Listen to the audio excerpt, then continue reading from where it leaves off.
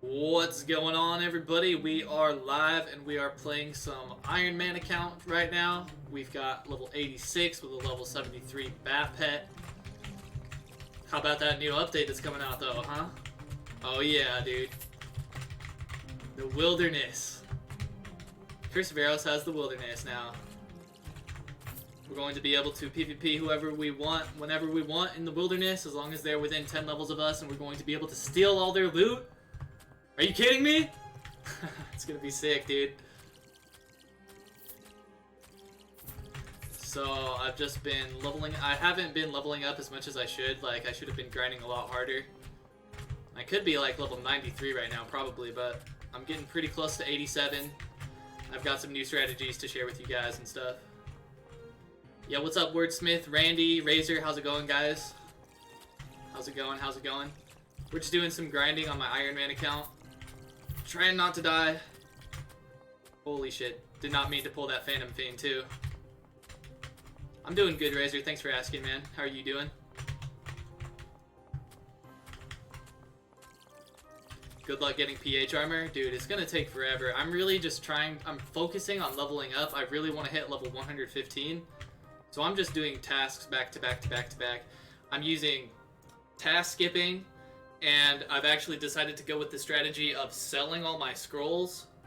So with task skipping and selling all my scrolls, I'm able to actually afford to be able to skip all of my tasks that I don't want and get a bunch of Phantom Flame tasks and Spectral Flame tasks. Those are the best tasks to use to level up the fastest because, as you can see, like, these guys are so compact. They're so close together. You can pull 3, 4, or 5 of them at a time. They're super high level. And yeah, Ancient Cyclops are higher level and give more experience per kill, but you can only kill those guys like 2 at a time max. 1 or 2 at a time max. Yo, what's up, everybody? Welcome to the live stream, guys. How y'all doing? Thanks for showing up. Hope you guys are having a good day. We've got that new awesome patch coming out soon, or update, or whatever you want to call it. Actually, soon, I don't know. I don't know the release date at all. It could... Who knows how long it'll be, but we know he's got the zone done, and there seems to be a few bugs going on with the new arena zone or whatever you want to call it. So they've still got some stuff to work out. So we don't really know when it's gonna come out, but we just know it's on the way. That's all that matters, dude. It's on the way, and I don't think it'll be too long. So we should have that new awesome arena update coming out pretty soon here. Yeah, dude, it's gonna be amazing, dude. Wilderness. Straight up, dude, we have a reason to grind now. We don't just have to keep grinding just so we can keep beating the next harder version of PvE, whether it be the next boss or the next higher level mob or whatever. Now we can take everything we earn and fucking risk it at high stakes in the arena. Dude, that's exciting. That's really exciting.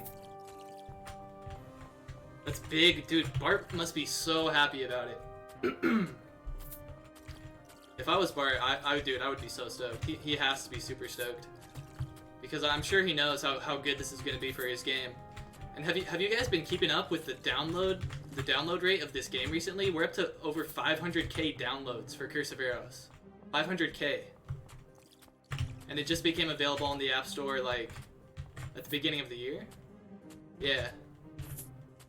Has it really already been? I've already been playing this game for almost 4 months. Or was it 3 or 4 months? Holy shit. Oh yeah, dude, this is gonna take COA to completely... It puts COA on a completely different level. Before it was like, yeah, it's an awesome game. Now it's like, it just leveled up like 10 times.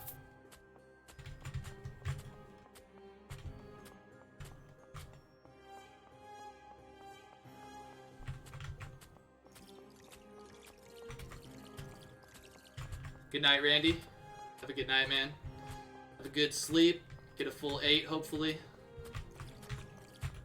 So yeah, I've been going with the strategy of selling my scrolls. I don't know how you guys feel about that, and I don't know if that's like...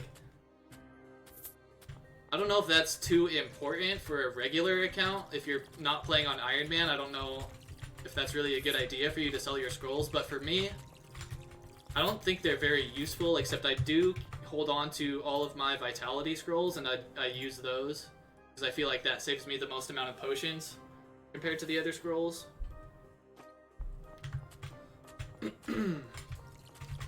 So I just sell all the rest of my scrolls, and then I'm able to... I haven't grinded cave bats since I was like maybe level 70, maybe somewhere around level 70, and I've still got 8,300 meds as an Ironman, and I'm unable to purchase meds from any other players, so like I'm able to stay up on my med count and my flask count. Actually, I haven't been using my flask, so I'm just up to over almost 5.5k now flasks. That's pretty crazy as an Ironman.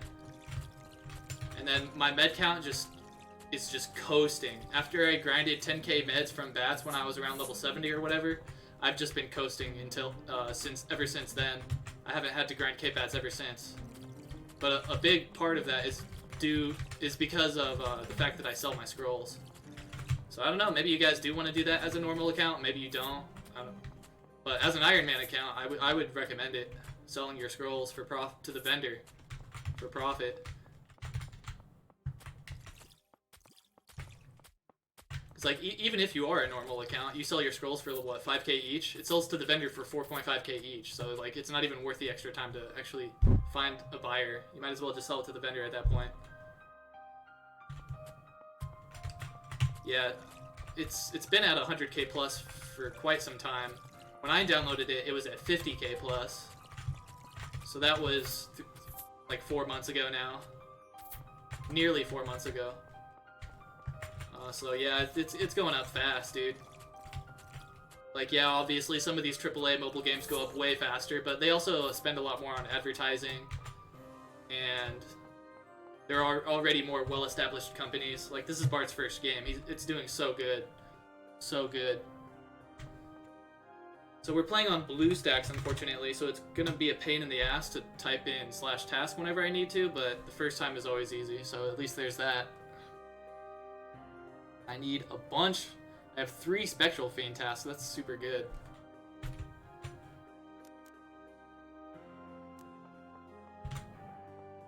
So yeah, I was checking out. Actually, I can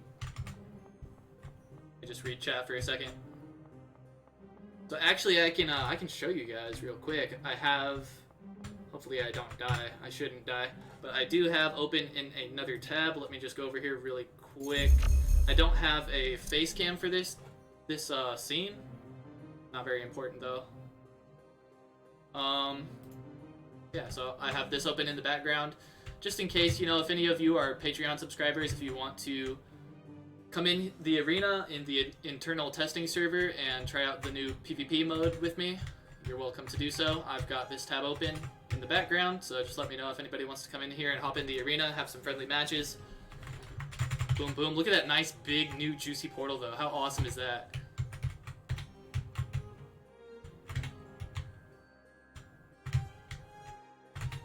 Alright, let's hop on back over to the other character.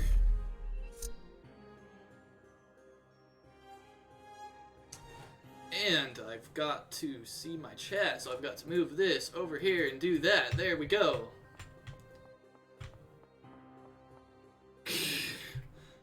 Fucking, what is going on with Raid Shadow Legends? How do they have so much money? Raid Shadow Legends, they're spending like more than presidential candidates on advertising.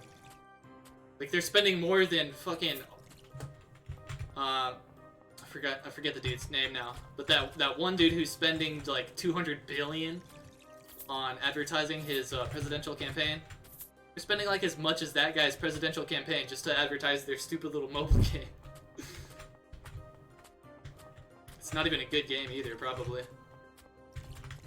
It's one of those, I think you call them a gacha game. I don't really know exactly what a gacha game is, but it's one of those games, Raid Shadow Legends, where you collect heroes, and then it's basically just a completely autoplay game, it looks like to me. I've never really played it more than 5 minutes, but that's what it seems like to me. It seems just like a generic, crappy mobile game. Just like most of them. Unlike Curse of Aros, which is actually an amazing mobile game that's pushing the mobile gaming genre as a whole in a better direction. Everybody needs to take notes from Curse of Aros and Ancients Reborn. I played that recently too. That game's pretty cool. I would be playing that game if Curse of Aros wasn't released yet. Shout out to Dark Brine Gaming. Big shout out to you, my friend. What is up? Welcome to the stream. Hello. You requested a shout out, and so you will have it. Every YouTuber is getting hit up. Hey, Raid Shadow Legends, where the fuck? Dude, hey. Yo, let me sponsor a video. Come on. We're struggling out here. Us little YouTubers are struggling out here, man. These big boys that you have advertising your shit, they're already making $1 billion. Might as well be. But the little guys like me down here, hey, I'm making like 0 pennies every year on YouTube. Help. I need your help. Sponsor something.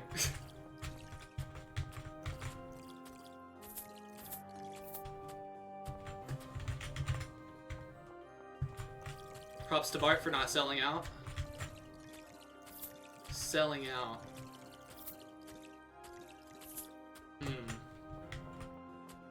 Bart selling out. I mean, whatever he's got to do to get more eyes on the game.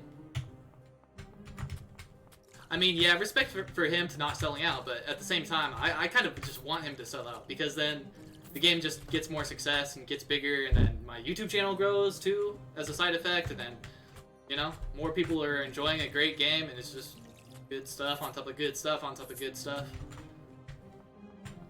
But, you know, respect too, yeah, I understand that. Respect for not selling out.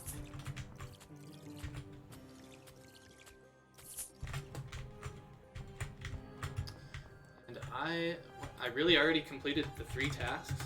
Oh, shit. I hate that it does that on BlueStacks. Oh, fighting the wrong mobs, that's why. I was like, there's no way I could have completed 3 tasks already.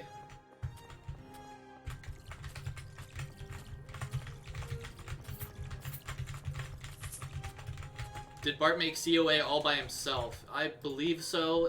Everybody seems to believe so, but when he refers to... Well, he refers to the COA team, he says. But he could be referring to just himself and the Discord mods and... I don't know. But the general consensus seems to be that, yeah, he's the sole developer of the game and he made it all by himself. But we don't really know.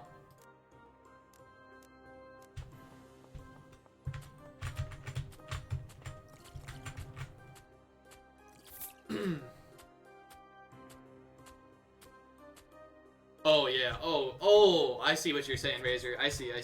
Oh, dude. If there was autoplay in this game, I wouldn't even be here right now. Wouldn't be playing this game at all. I do not like that crap. Not one bit. It's not even a game at that point. It's just like an interactive TV show or something.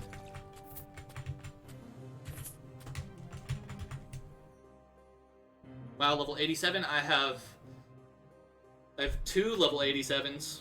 Yeah, I just did hit 87 actually. I didn't even realize. But yeah, I have 2 level 87s. One normal character. And this character is my Ironman account, which means I'm not allowed to trade with anybody. Everything I have on this character is all earned by myself. I found it all from killing mobs or killing bosses. So this is my level 87 Ironman. I have an 87 normal account, and I have 3 or 4 accounts that are around level 50 that I leveled up to make sure that my early game leveling strategy was up to par, because I'm coming out with a level 1 through 115 leveling guide. So I just needed to make sure that my early game leveling strategy was actually like effective. So I made a bunch of different characters until I figured out like the best early game leveling strategy. That's why I have like 5 different low level characters.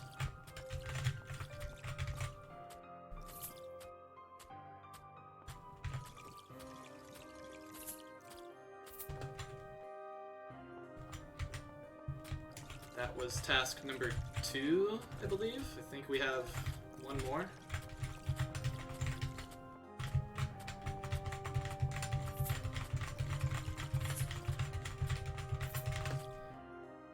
Let me just check real fast.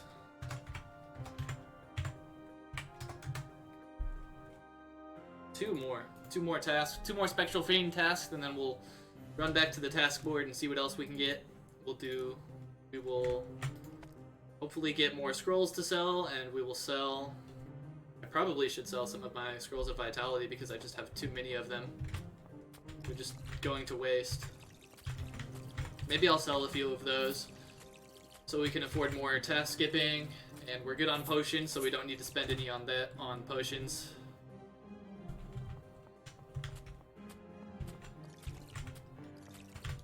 When I was in the new arena zone earlier today, I was just in there checking it out. There was a level 96 guy in there, and I killed him. He dropped a fucking billion gold and like 6 Santa hats and some Golemite eyes and some Golemite slabs. It's in the internal testing server, so he gets all of that stuff back, and I don't get to keep any of it, but it was like... I didn't even realize I found it, actually. I killed him, and I was surprised that I killed him because he was such a higher level than me, and I was having a hard time fighting him. But I did end up getting 1 kill on him, and then I was just... I don't know what I was doing. Then I ended up at the storage, and I looked in my bag, and I was like, okay, wait. Does that say 100 million, or does that say... Okay, nope, that says 1 billion. I got 1 billion gold right now, and I didn't even realize it.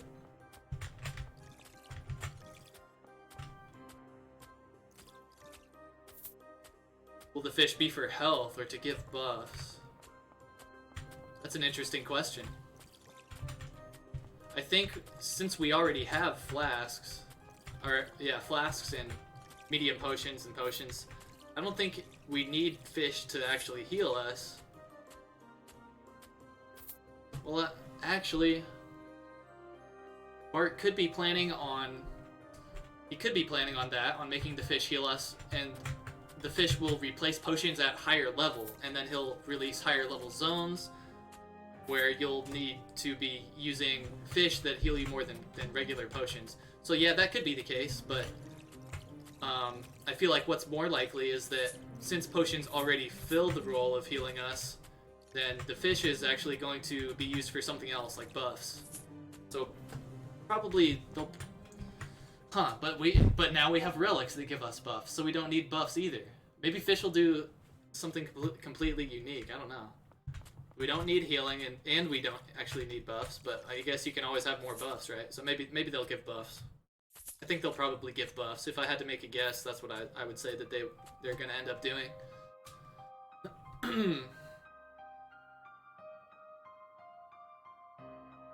Well... What level should you be before grinding Golem and other Golem mobs? If you're a normal account, which I'm assuming that you're a normal account because probably 99% of people are playing normal accounts. If you're playing on a normal account, you can fight Golem as early as level 70.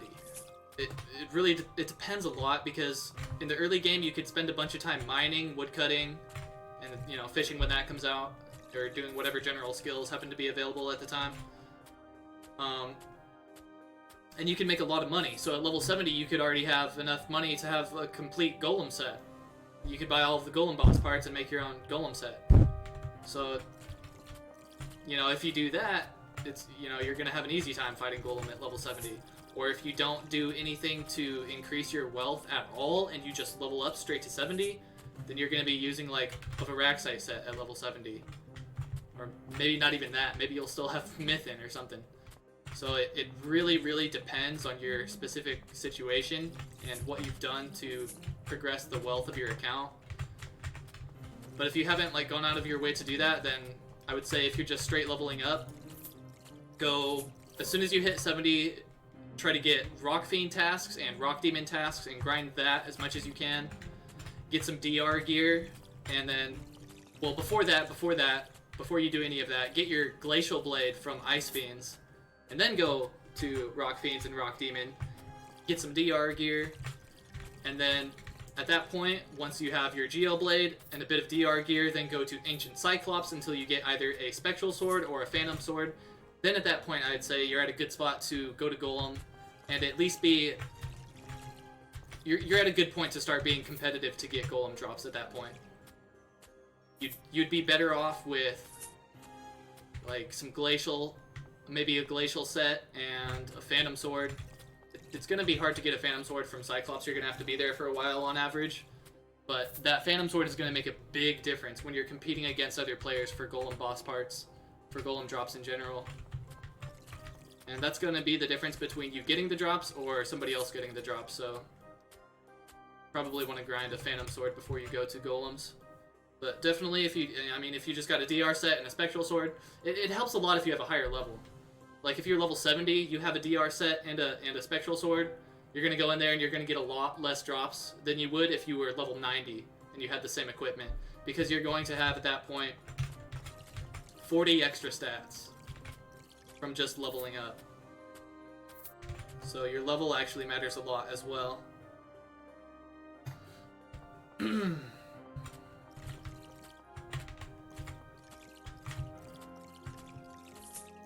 Yeah, there's going to be guilds camping out the new PvP area. There's going to be a lot of guild wars, guild battles.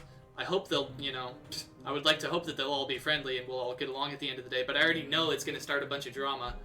Just for those of you guys out there that aren't in the, well, actually for all of you guys out there, just, we can all get along and have some friendly PvP without all of that unnecessary drama, I know some of you guys like that stuff and it's exciting and fun for some of you, but I can't stand it most of the time.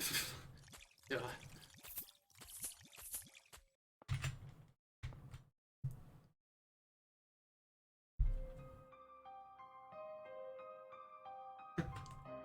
Yeah, there's gonna be tons of people raging. Oh man. I really hope people aren't as careless as I was on the internal testing server, and I hope I only did that because it was on the internal testing server. But the very first thing I did in the arena, I went in and just immediately lost the very first fight that I ever got in, and I lost 15 million gold, all my fucking gear, all my potions. I didn't realize that I was going to lose everything in my bag, so everything on my bag dropped. And then I'm like, okay, well, I'll just go put on some other gear and try to win it back. And I go to my storage and there's nothing, there's no backup gear, so I was screwed. I hope nobody does that when it goes live. It's gonna be so bad. Oh my god. People are gonna be like, I didn't know this was like this. I lost all my everything's gone. Oh shit.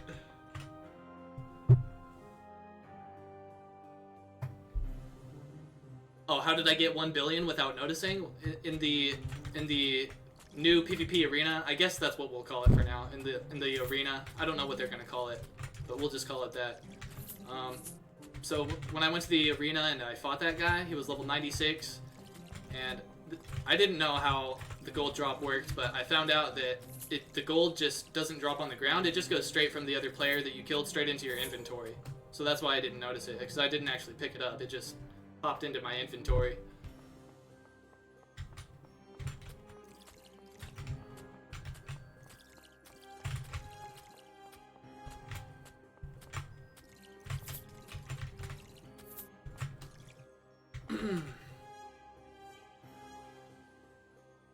So the ice, oh shit. Look away for 1 second, I'm almost dead. So the ice demon, it's tough. His drops are worth a lot. They're super rare though. I mean, I fought him quite a bit. I've never found any of his drops that are actually worth anything. But he's the only source of Spectral Helm and Phantom Helms. Phantom Helms, last time I checked, their price may have gone up or down since then, but last time I checked, Phantom Helms were worth 60 million, and Spectral Helms were worth 30 million. So they're worth a great deal, but it's kind of hard, it's difficult to say if it's worth it. I know it's worth it at some point. At some point, you have high enough level and gear for it to be worth it, but I don't know what that point is. But the thing that makes it hard to say if it's worth it is because the Ice Demon hits so hard. I believe, besides Umbra, he's the hardest hitting boss in the game. He might even hit harder than Umbra, I don't know off the top of my head. But he hits super, super hard, so you have to go in there with a high level and high gear. But if you're able to do it, and you've got to remember to use your scrolls. But if you're able to do all of those things, and you've got a high level and high gear level, then yeah, you can make a lot of money at Ice Demon. if you get lucky, of course. You've got to get lucky for everything. I think I'm in World 10 right now. No, I think I'm in World 12 right now. Let me check. Blue stacks, why do you do this? Yeah, I'm in World 12. Now I gotta check my tasks. Blue stacks is gonna give me a hard time. Alright, so it's time for us to go back and get some more tasks. We need to, let's see, how much money do we have? We have 1.25 mil. So we need to go back, we need to, okay, how many scrolls do we have? We got a fair amount of scrolls from that, so we'll be able to sell those. We'll probably be up near 2 million. And that should be enough. I'm kind of confident that that's enough to get another full list of Phantom, or Spectral, Flame, or Fiend tasks. Should be enough. Sometimes it's not. You get very unlucky sometimes, and sometimes you'll blow through 10 mil, and you will not get a single task that you want. Sometimes you'll spend like 100k and you'll have a full list of tasks you want. It's super RNG. It's super RNG. Hello, Nick Z, what's up? How you doing, man? Sorry I didn't notice your message. Run off on tangents and start rambling and stuff, and then I don't look at the chat for a while, so I apologize if I take a while to respond to some of you guys. I do appreciate all of your comments, and I do enjoy you guys being here, so thank you.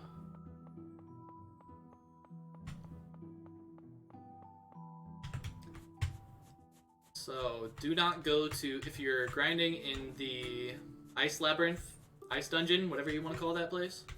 If you're grinding in there, don't go all the way over to the Spawn task board. That takes way too long. Go over to the Snow task board. Finally, the Snow task board gets some love. Finally, for the first time. So we like Spectral Fiends, we like Spectral Flames, we don't like Giant Hornets. Do not like Giant Hornets. Skip that. Ice Raptors are fine, but for now, I'm skipping them. Only 22,000 to skip Ice Raptors? Am I reading that right? What? That's so cheap. 34,000 to skip this one. If I skip this one, this is a large one, 140. So, okay, let's compare it with the 55 actually. Did he reduce the prices of this? I swear this was way more expensive. Dude, it's so cheap.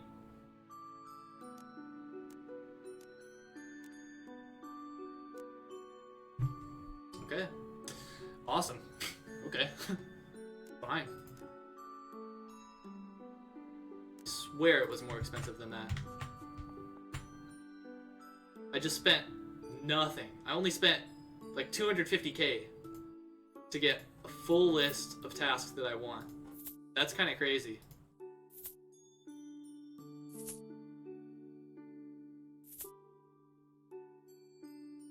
I'm gonna sell a few of these. I'm gonna sell like 50 of them probably. I have 190. I'm never gonna burn through them all. It just keeps going up and up and up. But I'm good on money. I would sell more of them now, and I can sell more of them if I need to in the future, but for now I guess we're fine right here. We don't need any more money for now. Always use your Scrolls of Vitality. They're the best ones, I believe. I'm gonna finally put this away in the storage. Actually, no, I'm not. I like looking at it. Never mind. I'm gonna keep it. What's up, Rubik's Cutie? Rubik's Cutie? Oh, God. I just accidentally called you Rubik's Cutie. Sorry. If you get a girlfriend and you make her play Curse of Aros, you have to name her Rubik's Cutie. Giant Hornets suck. They need to, like, drop something better.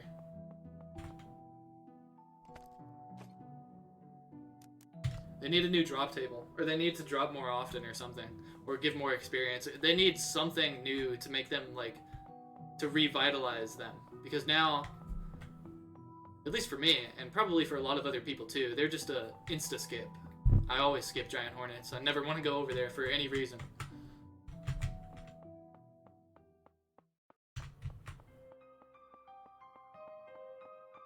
Don't sell scrolls. I always sell my scrolls on my Ironman account. I mean, so if I'm on Ironman, right, I only have two options. Either I use my scrolls... Oh fuck, I went the wrong way. Either I use my scrolls for the buff, or I sell them to the vendor. If I use them, and the important question to ask myself at that point is, how many potions per hour is using my scrolls saving me? Because that's the important metric. If I'm not saving potions, then I'm going to need to go back to cave bats and end up grinding cave bats more for more potions, and that's not what I want to do. So, so what ends up saving more potions? Did I go the wrong way? How the hell do I get back here?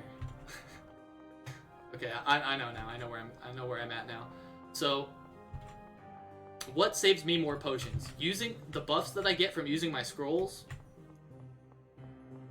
Because if I'm doing more damage because of scrolls, then I'm killing faster, which means I'm using less potions because the enemy's hitting me less often. It's getting in fewer hits before it dies. Or if I use a defensive scroll, I get hit less often, resulting in me using less potions. So what makes me use less potions in the end? Actually using my scrolls for their buffs, or selling the scrolls to the vendor and then just straight up buying potions. And I did test it at an earlier level. I didn't extensively test it, but hold on, let me check my test. I didn't extensively test it, but I did run one test on it. And from that one test alone, it seems like just selling my scrolls straight up to the vendor is the better option, at least as an Ironman account. If you're playing on a normal account, don't take my word for it. It's probably wrong. It's probably different for you. But, you know, you can take that into consideration and do the math yourself to see if it's worth it for you. So we've got Spectral Fiends. Spectral Fiends. Oh, God. Spectral Fiends and Flames. And more Spectral Fiends and Flames. And some Phantom Flames. Okay.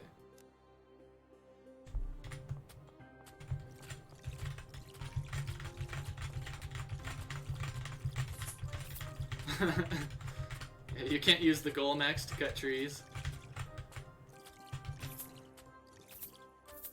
Yeah, it's kind of a shame. It should actually... Oh, I wonder if is there an Umbral wood cutting axe? There should be, right? Or if there isn't yet, then I'm sure Barry is probably thinking about adding that in the future.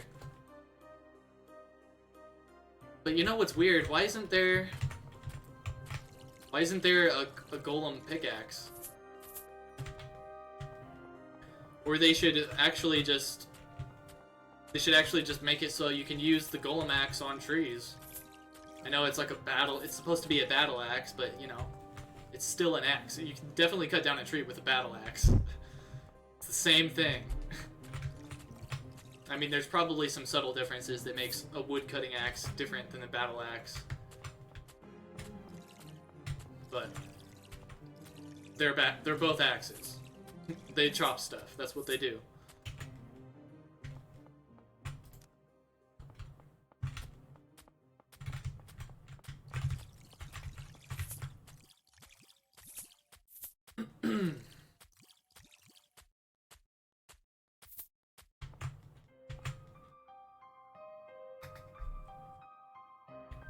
Yeah, I have 7,000 pots.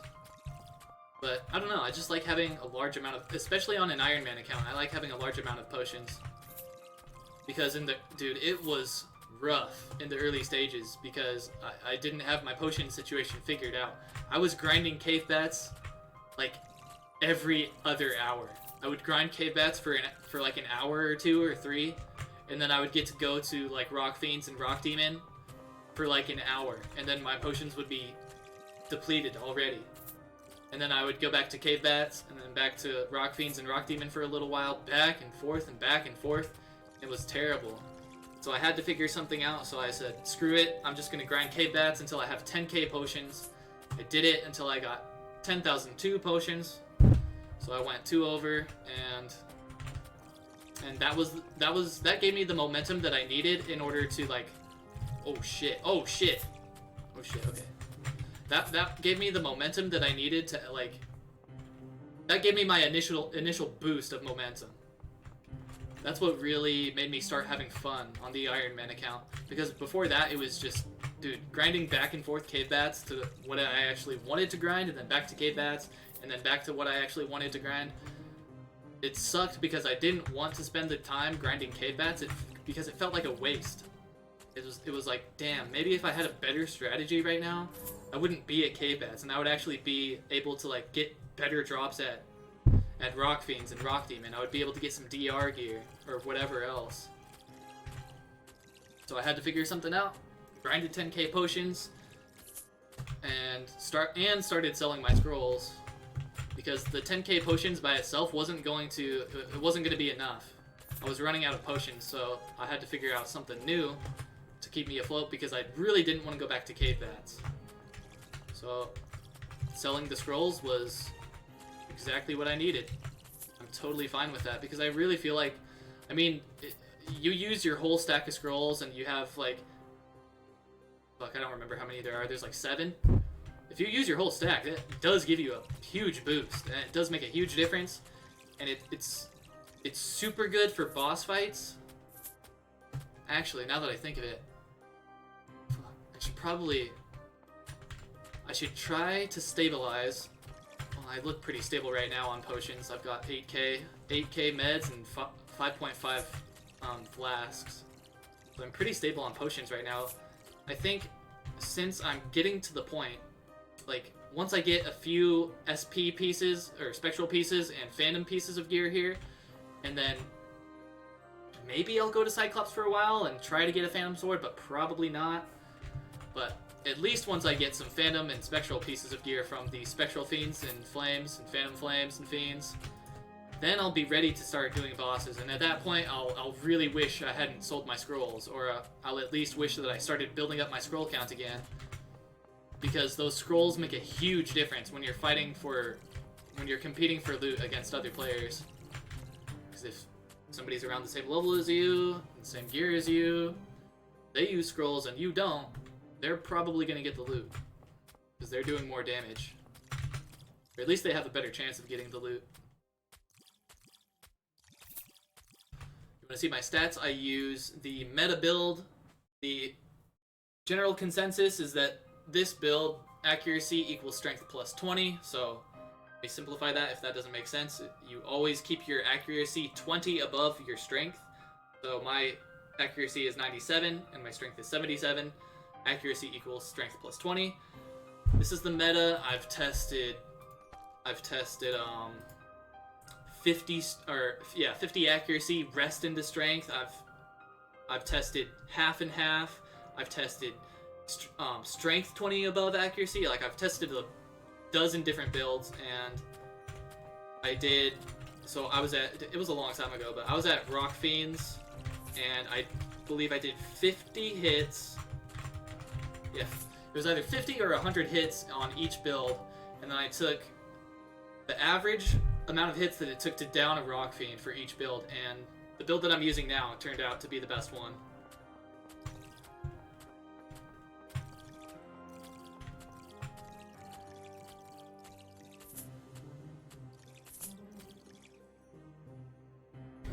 Hey Ravi Reneth, what's up, man? Or woman. What's up? There is a very small chance that you are a woman. My demographics are like 99, or like 98 or 99% male, and then like 1 or 2% female. So you're probably a guy, but you know, there's a chance that you're not.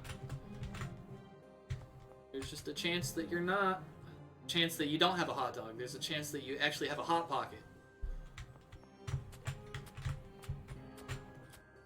Can't find me. I'm on World 12. World 12 up in this zone. I'm in the Ice Palace, Ice Dungeon, Ice Cellar, whatever you want to call it. All the way in the northeast section. You gotta go kind of in the middle and go up the stairs and then go to the right, and you'll see the ancient Cyclops, and then before you go down like that corridor where all the ancient Cyclops are, you go north. And then you'll be right here, and then you go over and the stairs are right here, and that's where you'll find me.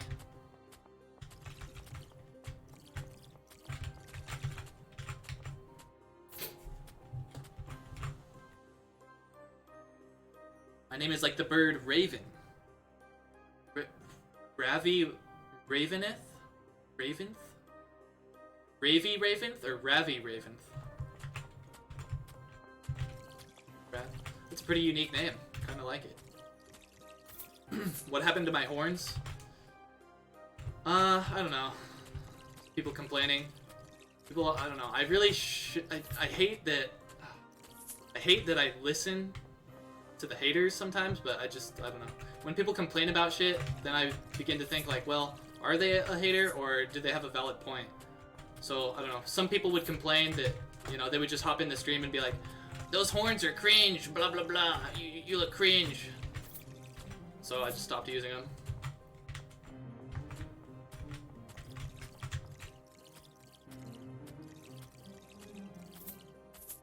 Second is correct. I forget what I said second. Ravy, I don't know. I don't remember. I have no idea. Stuff just comes out of my mouth and then it's gone. No idea what the hell I'm even saying. I just let my mouth run. Your name in Discord is Spyrex. I think I've seen you in Discord before. Pretty, yeah, that name sounds familiar. I think I've seen you. Let's see, let's check my tasks.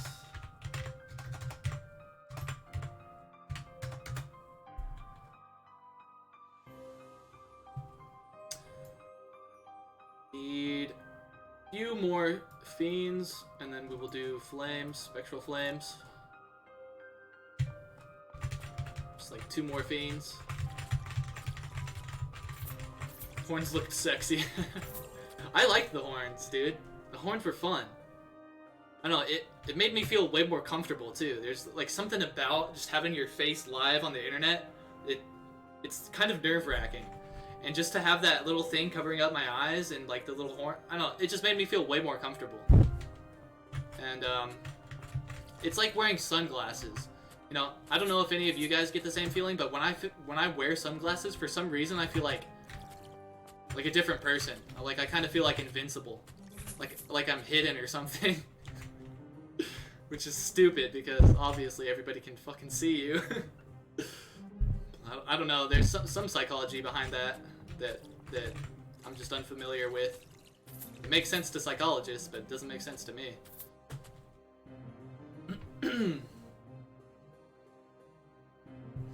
Hello, Rubik's Kitty.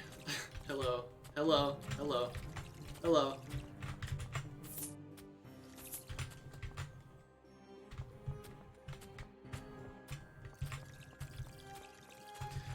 Dude, so are you from India then, Ravi? Ravi?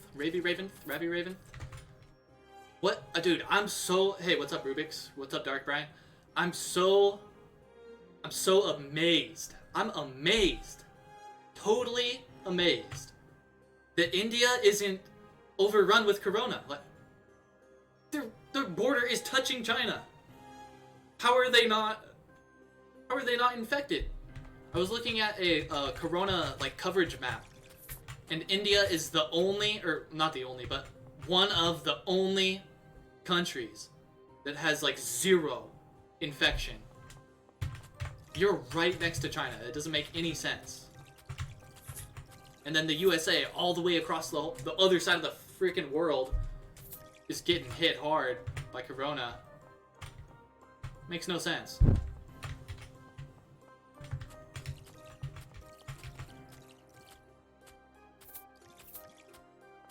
Raventh. Call you Raventh. I'm on server 12.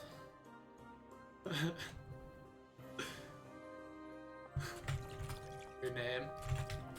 I know, right? But the thing is, not many people from China go to India. I mean, Russia is getting really lucky too.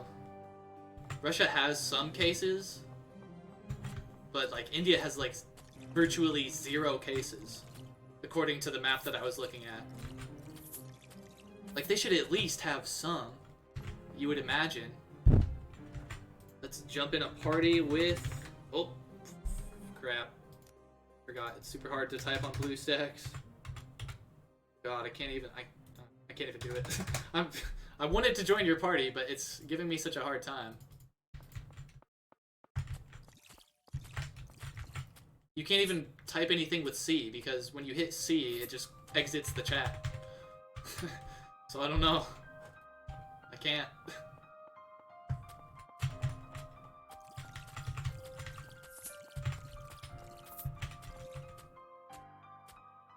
Oh yeah, Italy's been hit hard, dude.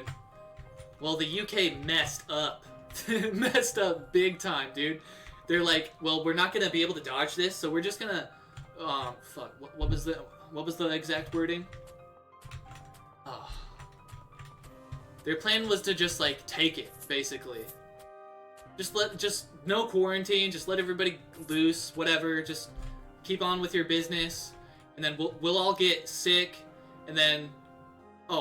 that's the wording. It's like immunity by sickness. Like you get the sickness, you get over it, and then you become immune to it because your immune system is familiar with it. Boom, you're good.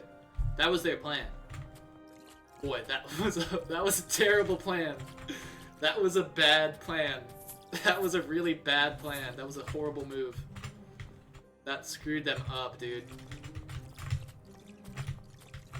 Like, yeah, it would have been fine if it was maybe a different disease, but with Corona, that did not work. That did not work.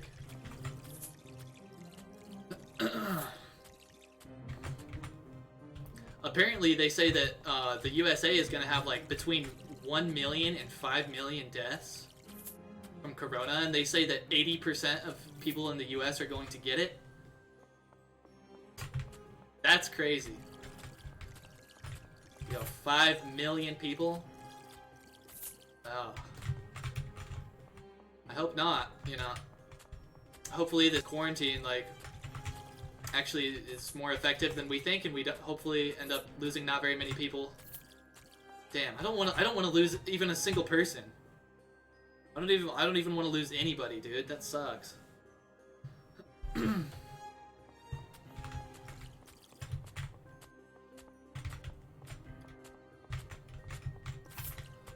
I mean, everybody's got at least, whatever government you belong to, everybody's got at least a couple reasons to be upset at their government about something. Dude, it's so hard to do it right. And when you've got so many people with their hands in the pot, you know, there's so many different leaders with so many different ideas, and we're all trying to collaborate and work together, and we're all colliding and clashing.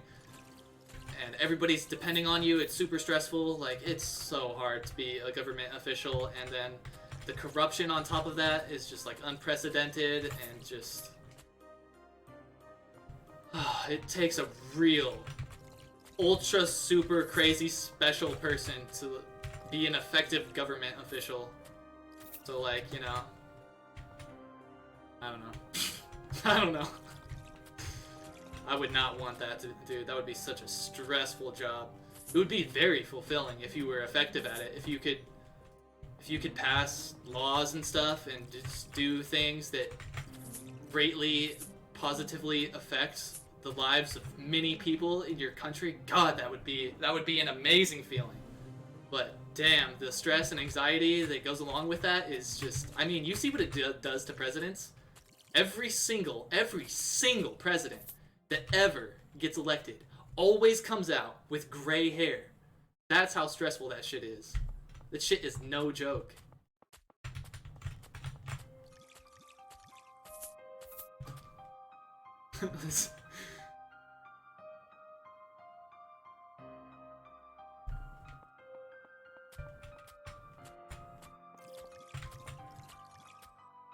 Yeah, I recently heard that Trump is actually getting on board with the whole UBI thing, the Universal Basic Income.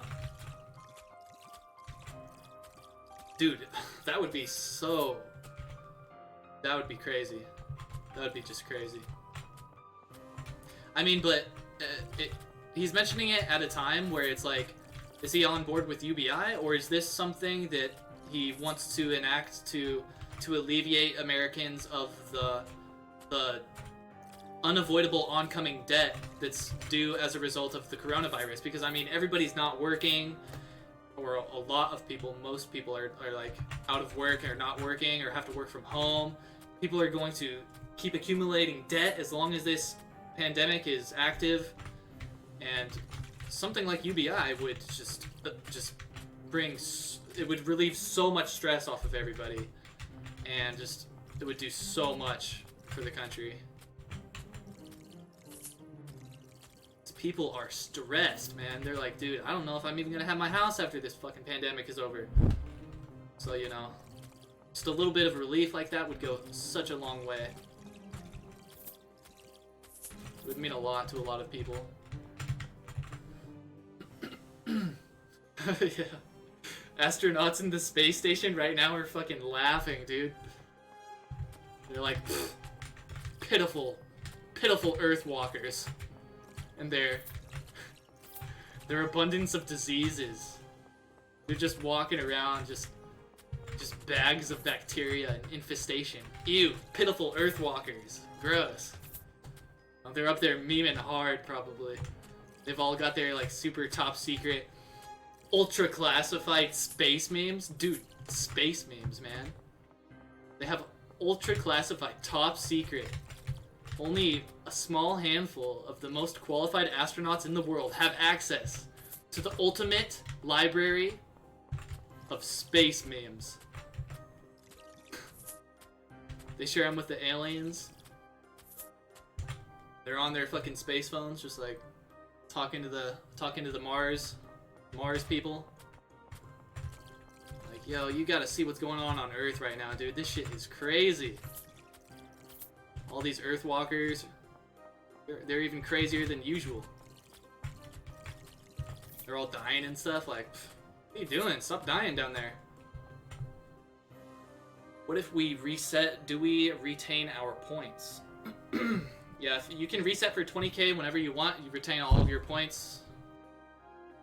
I don't really want to show you right now because it's just a pain, but yeah. You can reset anytime for 20k and you'll retain all of the points that you've earned from leveling up. Yep.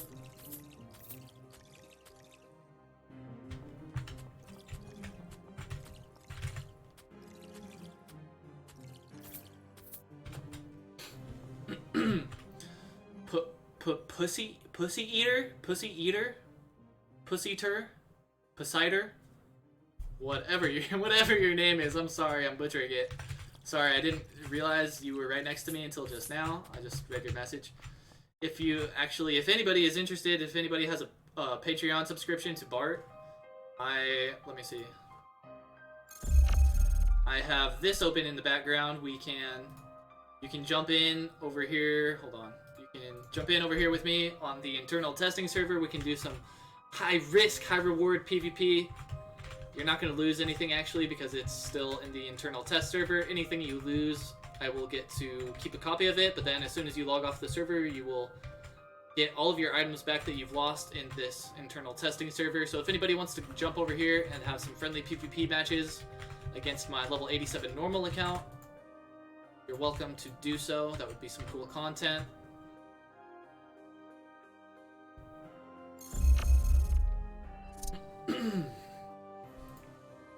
Ha!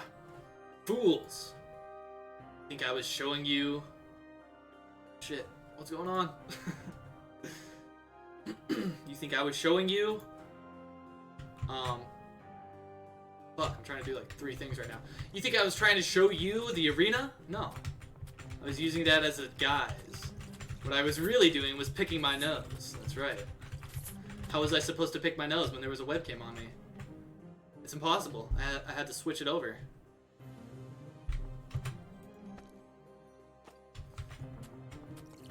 Dun, dun. Yeah, you need to subscribe to Bart's Patreon for as little as $10 a month, which will give you access to the official PC version, which works a lot better than the BlueStacks version, which is what I'm playing on now. I'm playing on the BlueStacks version now, but I wish I was playing on the PC version, because it's just way better. The controls are a little bit better, and the typing is perfect. Unlike BlueStacks, you get to type one message, and then you either have to log out and re-log back in to type another message. Damn, that sucks. Or you can subscribe to Bart's Patreon for as little as $10 a month. get access to the official Patreon version. You also get access to the Patreon channel in the Discord and the Patreon announcements channel in the Discord, so you get access to the latest, hottest upcoming updates, features, and content for Curse of Aros ahead of the curve, ahead of everybody else. I mean, that's the only reason I'm able to even... I wouldn't even be aware of the PvP arena if I wasn't a patron.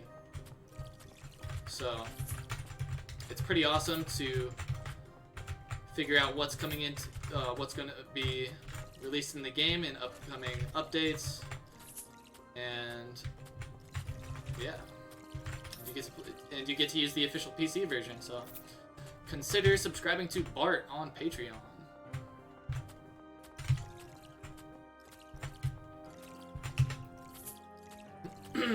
Hey, what's up, Nova Titan? How's it going?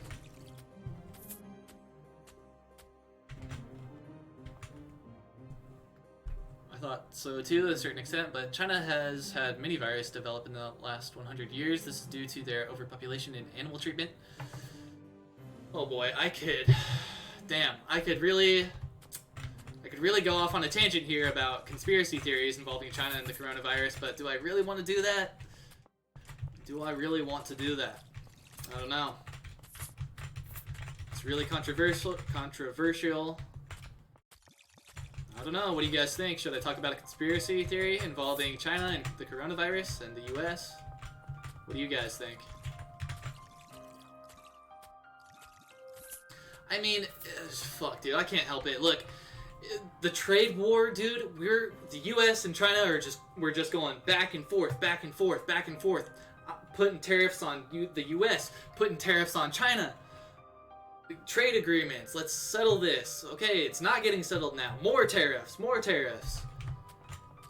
And then it's just, dude, it's just too massive of a coincidence that soon after that, China accidentally in Wuhan, in a city where there's a biological weapons testing facility.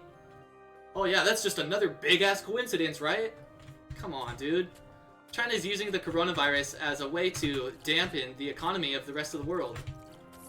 And they're super ahead of the curve on testing, and they're going to figure out how to treat it before anybody else.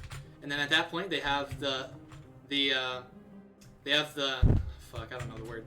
They have the option then of helping out the rest of the world solve it, or saying, you guys are looking a little weak over there.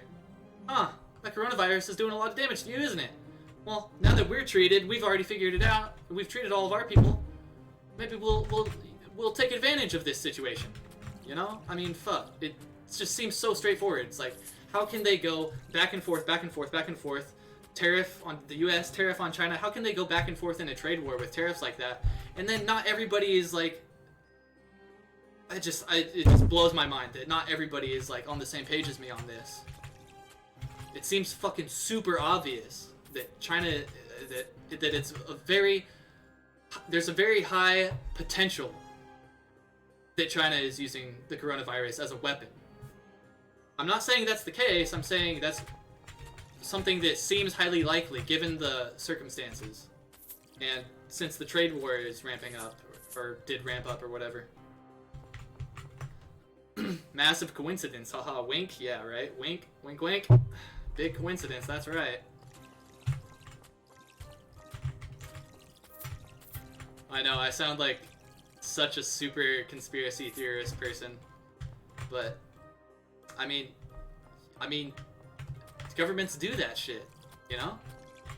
China and the US don't see eye to eye, and China wants to control the world, and the US wants to control the world, and they're neck to neck, and they're in fucking, they're deliberately trying to hurt each other's economies in the trade war. And so why wouldn't you then go straight to the assumption that China just wants to hurt the US economy more? And what's one good way to do that? Well, the coronavirus is fucking pounding our economy. And it came from China.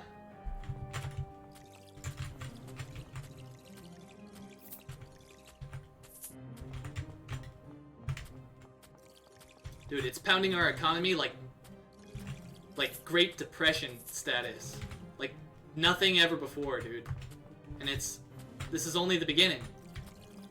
We have like 300 confirmed deaths in the U.S. It's going to go up to 5 million, experts say. So if our economy hurts like this now, imagine what it's going to be like a couple months from now. We're going to be fucking done. We're going to be dead.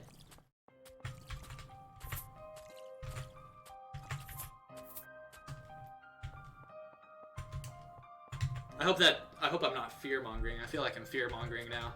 I mean, you know, everybody just quarantine, do what you can to reduce the spread of the infection, and, you know, just whatever happens, happens, dude. All we can do is try to slow it down and keep on going on with our lives, and that's it. So, I mean, don't overstress. Don't be stressed out, please. Like, I hate being stressed out. I can't function if I have stress. And if I have high levels of stress and anxiety, I hate it. So I hope none of you guys feel like that. So, I mean, you know, the coronavirus is here. It is what it is. We're trying to do what we can to quarantine it, and that's it. And just keep going on with your life. Don't stress about it. If you can help it.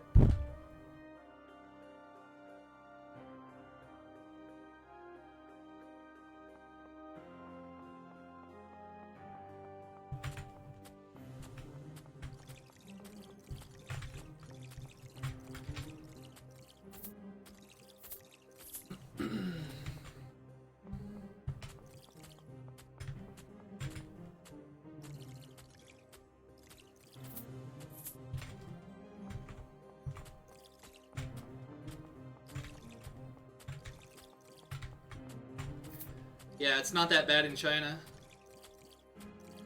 I don't know how bad it is in China.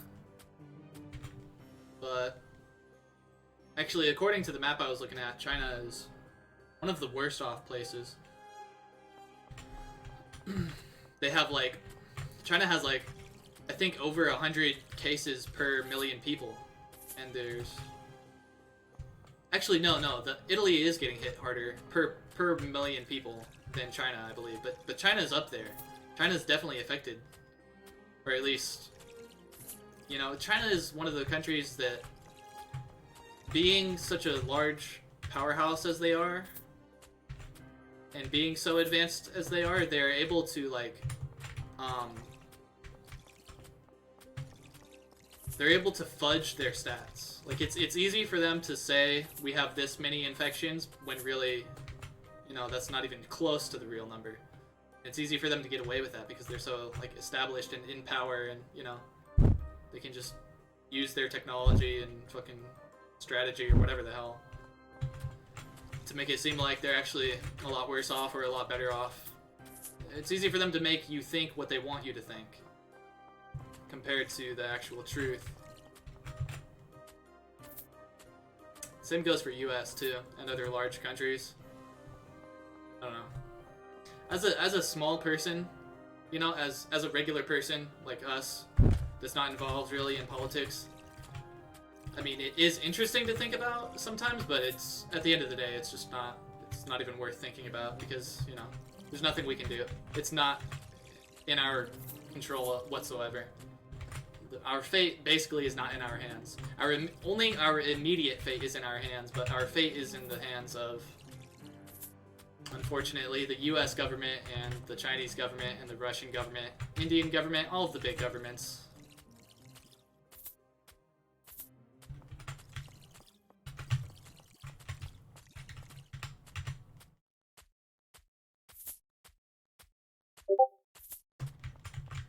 I just hope they know what they're doing.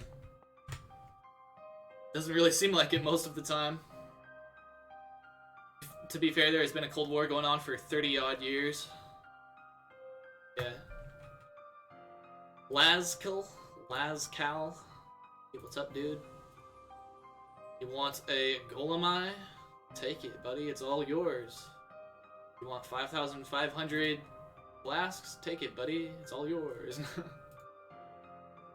I appreciate the offer if you're offering me that stuff, but I'm playing on an Ironman account, so I'm actually not able to take any of that from you. On this account, I'm not allowed to trade anybody, and I have to earn everything for myself as an Ironman account. So if you were offering that stuff to me, I do greatly appreciate it, but I will have to decline.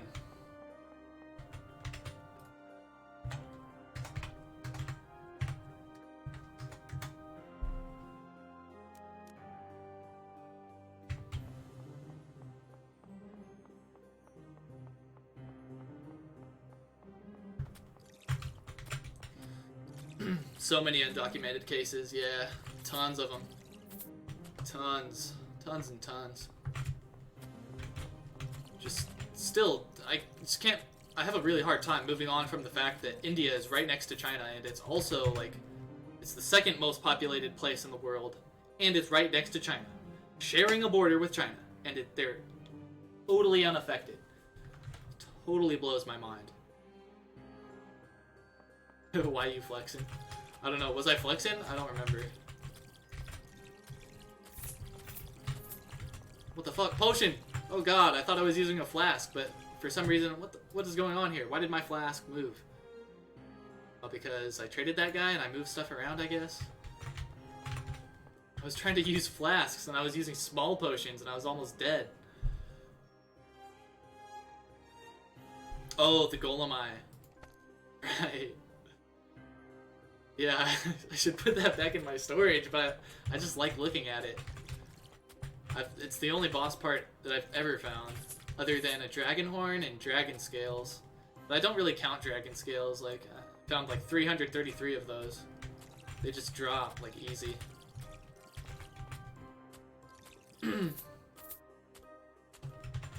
If I drop it on the ground, it's not a trade. You're technically not wrong. If I happened to just stumble across it, it was on the ground, maybe I would... No, I wouldn't even pick it up. Don't even... I know you're just trolling, but... In case you're not trolling, don't do it, because it will just get deleted, and I won't pick it up. It'll just poof, or else somebody else will pick it up. Oh, they have 200 plus confirmed cases. I mean, yeah, that's, like, largely unaffected, though, compared to other places. Like, the US has, what, now... I don't know, 5,000 cases or something?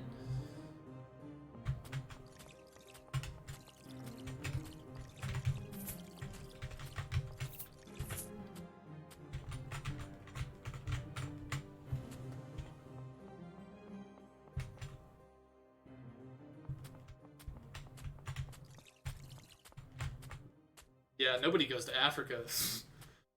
Africa on the map is, like, untouched. For the most part. There's some, what do they even call them over there in Africa? They don't even call them states over there, do they?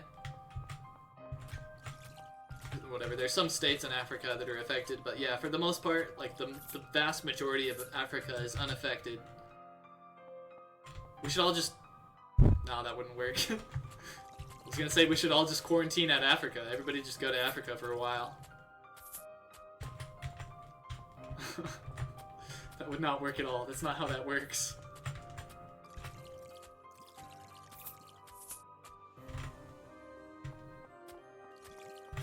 You're in South Africa. That's pretty cool. I hear that everybody in South Africa is rich.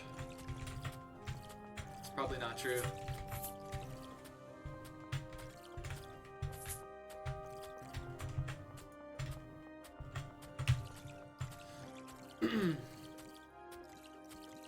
Yeah, they're done with that though, right? Ebola? I haven't heard anything about that for a long time. I'm sure they're done with that now, right? That was, dude, that was long, that was like, that was years ago now at this point.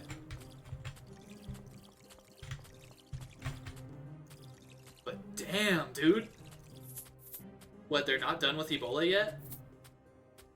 Wait, are you serious? Is that the truth? Holy shit. God damn.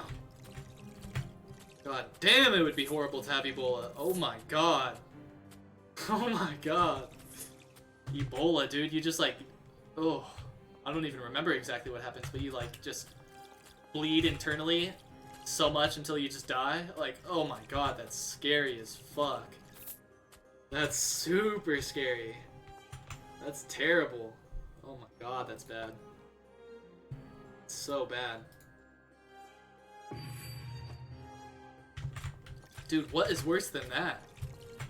I don't think there's anything worse. I can't think of a single disease or... Dude, I can't think of anything worse than that, dude. I'd rather be thrown into a fucking volcano than get Ebola. Just throw me in a fucking volcano, dude. Screw it. You can even put me in a suit that makes me last longer in the lava. I don't care, dude. I'm not getting Ebola.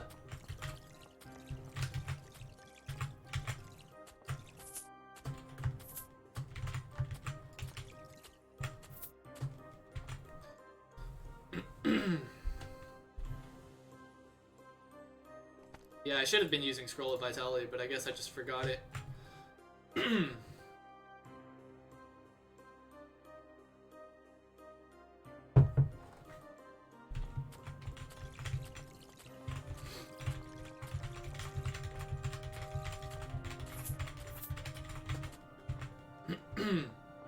Yeah, Corona started by a bat, I believe. Well, so the story goes.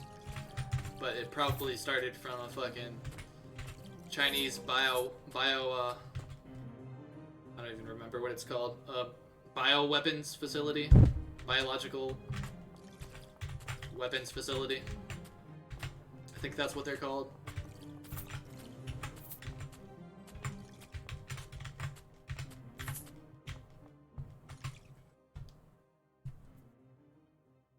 Was that our fifth and final task of that list of tasks? Yes, it was. It's time to go back and get some more. We're doing good on money too. Our money's climbing up, even though we're skipping a lot of tasks. We're at, when we turned on the stream, we were at only a million, pretty much flat at 1 million. Now we're at 1.8 million. Oh, Ebola as well, because the story goes that Corona started from a bat as well. Fucking bats, dude. What? Why are bats so dirty and disgusting? Can we just delete them all? Are they important for some reason? You know, there's some animals on the planet. Well, probably most animals. Most animals on the planet.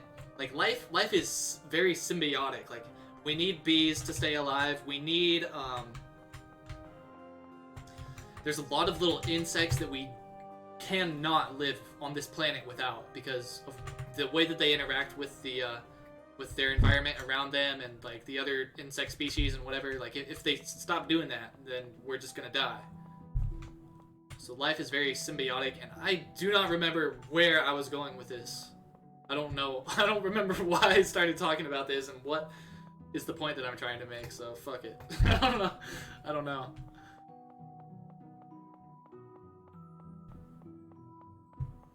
I don't know where I was going. Like, why would you eat a bat? It's so cringe. Cringe. Yeah. Oh yeah, bats. Like, what do we need bats for? I don't think bats are one of those animals. I don't think bats are one of those animals that if they go extinct, we're screwed. I think we can do without bats. And it seems like they just spread diseases, and that's all they do. Like, I'm sure they're an important staple to whatever ecosystem that they belong to, but I'm sure that ecosystem will do just fine without bats. I don't think there's any animals that totally rely on bats, and I don't think we do in any way for anything. So fuck it, dude, just kill all the bats. So we don't like giant hornet tasks because they don't have good drops. Ice raptor tasks are good because you can get a ring of Glacie. But I'm not really a big fan of that ring. I think it needs a buff or something. I'm just not a big fan of it, so I'm not a big fan of Ice Raptor tasks right now. Maybe that'll change in the future, but for now that is a skip for me.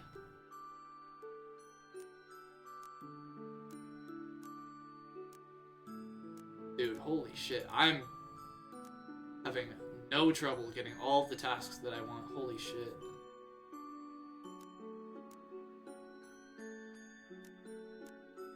Dude, sometimes you'll try to get the tasks you want, and it's just bad. You just end up spending...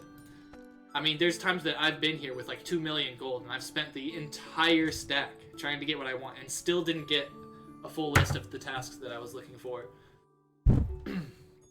But like, the last time that I came to the task board and this time that I just came to the task board, it's been so easy. It's been so good.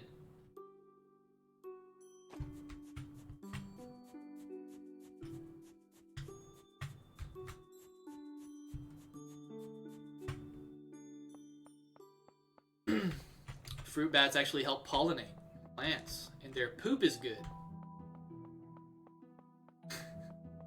I understand. It's just pretty funny, that sentence. Just their poop is good. Like if you get rid of the for fertilizer part at the end there, just their poop is good. Yeah. They eat mosquitoes. Okay. Bats are amazing then. Fuck. We need bats. Because if the mosquito population runs rampant, then we are definitely dead. Everybody's gonna get malaria and other diseases. Mosquitoes transfer diseases like nobody's business, dude. Sucking blood out of some animal and then going to some other animal to suck blood? Yeah. That is just asking for diseases. So, mosquitoes are probably even worse than bats.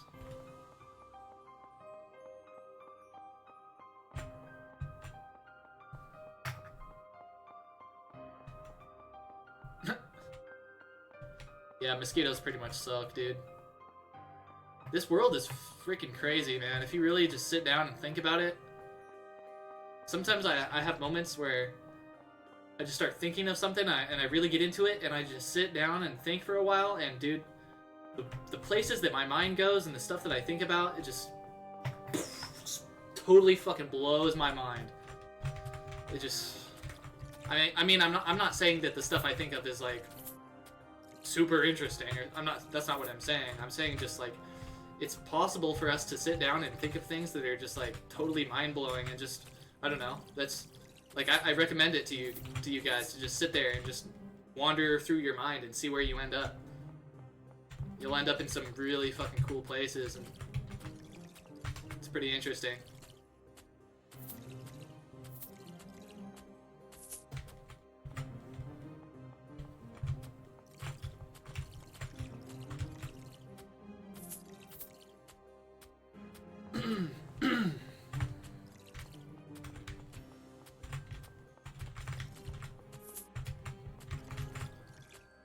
Blows my mind that humans even exist still, or that life even exists. Because just the massive, huge list of things that can just boom, just kill all life on planet Earth in just a snap of your fingers, instantly. That list is just super huge. One meteor or one asteroid hits us, boom, we're done. One gamma ray burst hits us from a sun. Boom, we're done. One rogue planet collides with us. Boom, we're done. Black hole comes by. Boom, we're fucking done. All of the bees on the planet go extinct. We're done. That's it. Like, the list is just literally endless of things that can just ruin us instantly. But here we are, we're still here, and we've been here for billions and billions of years. Crazy. Totally mind-blowing. How the hell did we make it this far?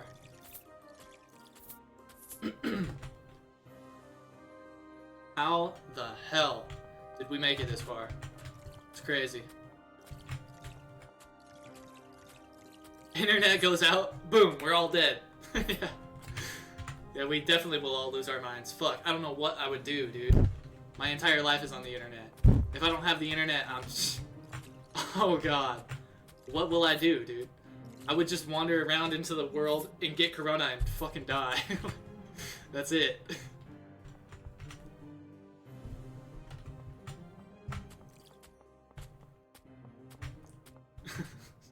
Yeah, I would get bored. I would definitely go outside.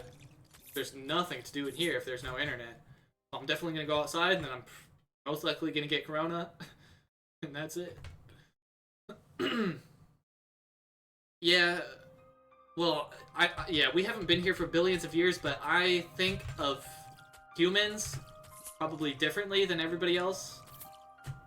Sounds weird. Hear me out. the way that I think of humans and life is that they're the same thing. I mean, how does life start? Single-celled organism. How do humans start? We have an ancestor. It's a single-celled organism. Okay? Can humans live on planet Earth by themselves? Absolutely not. We are symbiotic with all life forms on this planet. Like I was just saying, we need bees, we need bats, we need mosquitoes, we need insects, we need plants, Life is one thing. Like, see that tiger right there? You see that elephant? You see that dog and that cat? All of those are the same thing that you are. We are, like, I don't separate it. Like, I'm not a human, and that's not a dog. I'm life, and that's life. My pet dog right there is life, and I'm life. We're just both life. That's the way I see it. So as long as life has been on the planet, basically, I consider that to be humans, because that became us. That is us. That is our embryo. A single-celled organism is the embryo of human life. And I shouldn't even preface life with human. I should just say it's just the embryo of life. You know? Life is symbiotic. We all need every organism to live symbiotically, or else we all die. So, I am life, I am an insect, I am a dog, and I am a cat. I don't know. It's fucking weird. I know, that sounds fucking weird, but I don't know. That's just the way I think of it.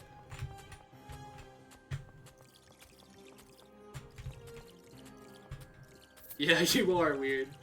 Yeah, straight up. Also, kill all the bats. Fucking goddammit bats. Yeah, we're all just living organisms. That's the way I see it. And I mean, it makes so much sense. I mean, like, just look at any organism. We all have the same shit. We all got a brain. Like look at your dog. He has 2 ears, 2 eyes, 1 brain, 1 heart, 2 lungs. Okay, he's got, well, if we can just lump all of the arms and legs into appendages, we've all got 4 appendages. Like, dude, we are just life. We're just all on the same team. We all come from the same planet. Like, I don't know.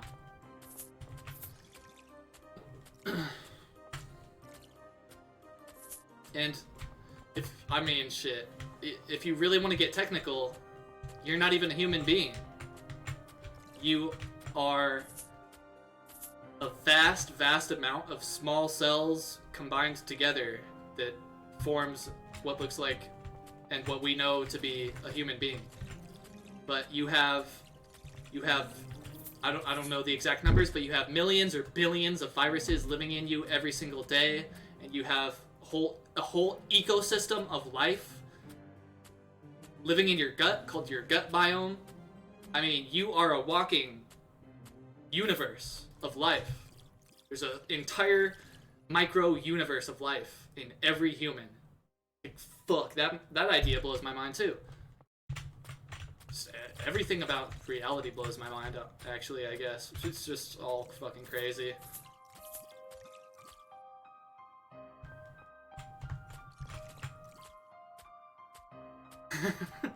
Start a school? Everybody would come out of my school with retardation and they would never be able to get a job. That would be horrible.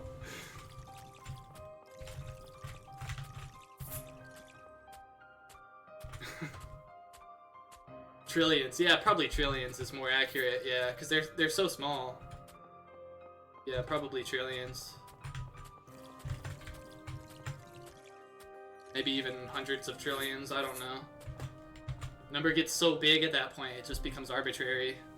Like we can't even really measure it at that point.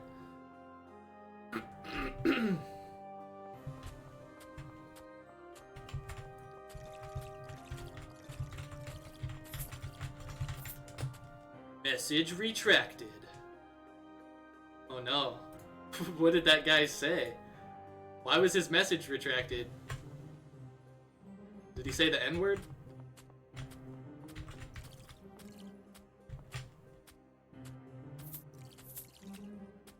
Life is like a box of chocolates. That's a great way of putting it. Never know what you're gonna get. You could have a cream-filled one, you could have a solid one, a dark one, a milk one. Open your box of chocolates and just have your mind blown. It's kind of like, yeah. Never mind. I don't know how the hell I was gonna say that. My mind goes too fast for my mouth sometimes.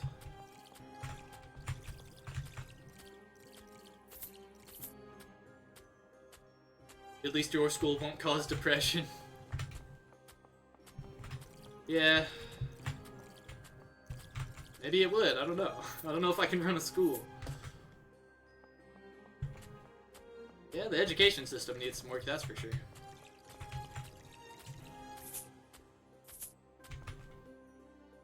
Yeah, it's kind of crazy how stagnant the education system is.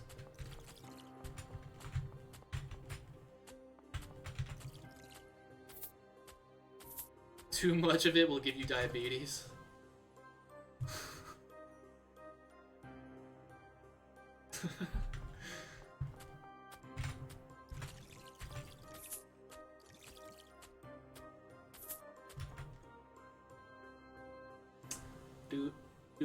Doot.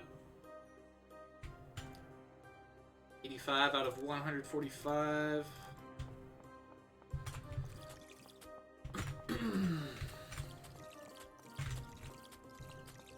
Exams are depressing as shit. Oh man, I haven't been in school in so long. I'm so glad I'm done with that. I ain't going back for anything either. I cannot do school. I did so... Oh god, I've never done good in school. The only class I've ever been able to do any sort of decent... The only class I've ever been able to get any sort of decent grade in was science. And I don't know if that's even like... I don't know if that's just an easy class, or if I'm actually just like innately good at science for some reason. But that class was just always easy.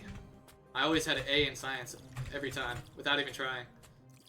But all of my other classes were either F's or...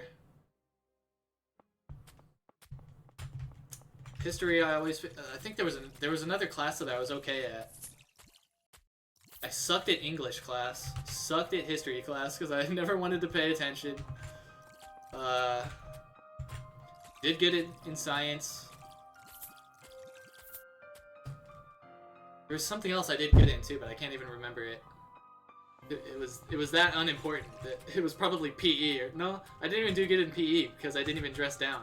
I was a crappy student. I was a crappy student.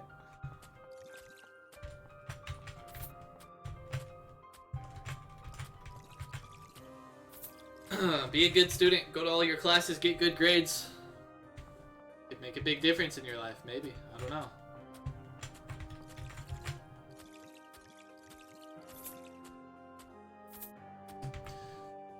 School, all I can say, all that I know is the absolute factual truth is that in the US, specifically, I don't know about any other countries, but in the US, school has one purpose: making you a good worker.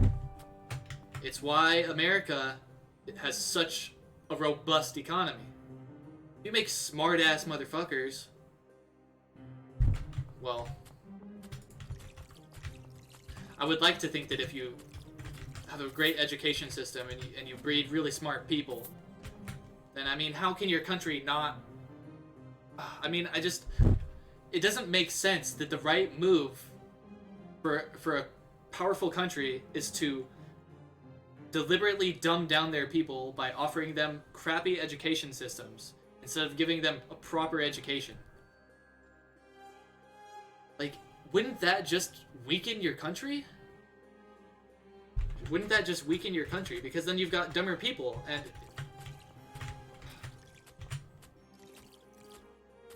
Okay, I see.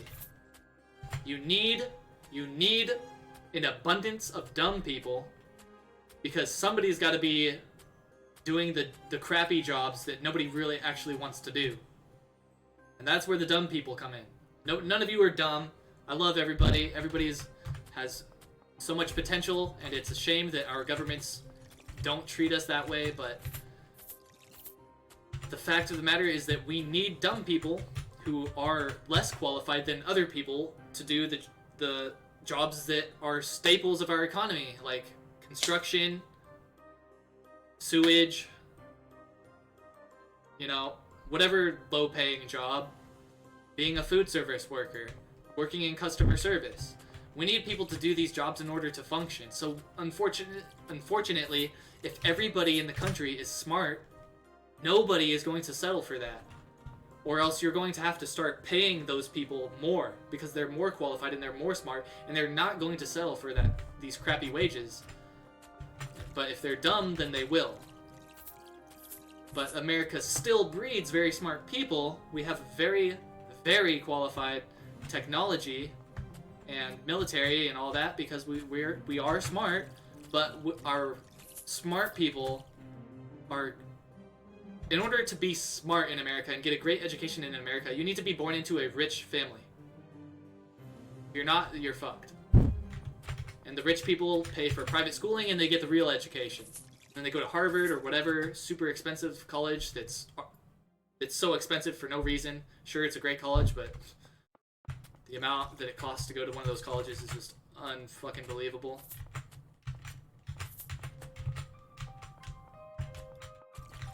But yeah, unfortunately, we need the dumb people.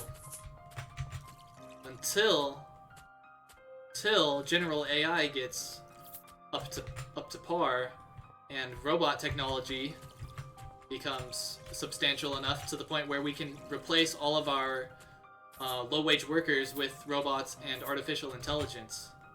That will be game-changing because then the only reason to keep people dumb is to keep them under your control. But with the rise of robots and AI technology, the control of the government will be the government will have such a tight grip on the control of their country or world because they will have an endless army of freaking war robots. So what are you gonna do, right? So at that point, they can then, I guess, start to give us better educations. I mean, really, is that what it's gonna take to get better education? God damn.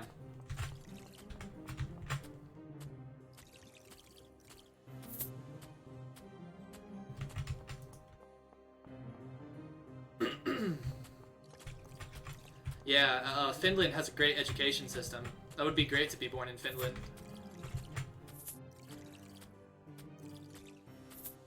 Idiocracy. I know I've heard of it. Don't remember if I've actually watched it. Probably not.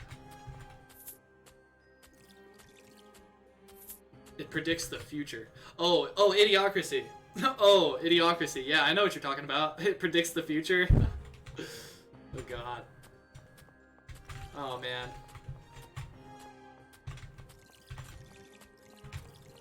Maybe. Could be.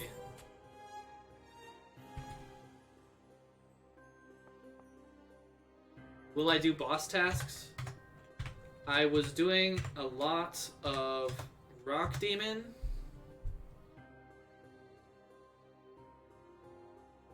I was doing a lot of Rock Demon because it's good to do Rock Demon when you're around level 70 to probably 80 to start getting yourself some DR gear. You can get Rock Fiend tasks, and you can get Rock Demon boss tasks. So you can clump those in together and do them both at the same time. And then end up getting yourself a lot of, hopefully a lot, if you're lucky, a lot of DR gear to get you a good start. A good start on the late game.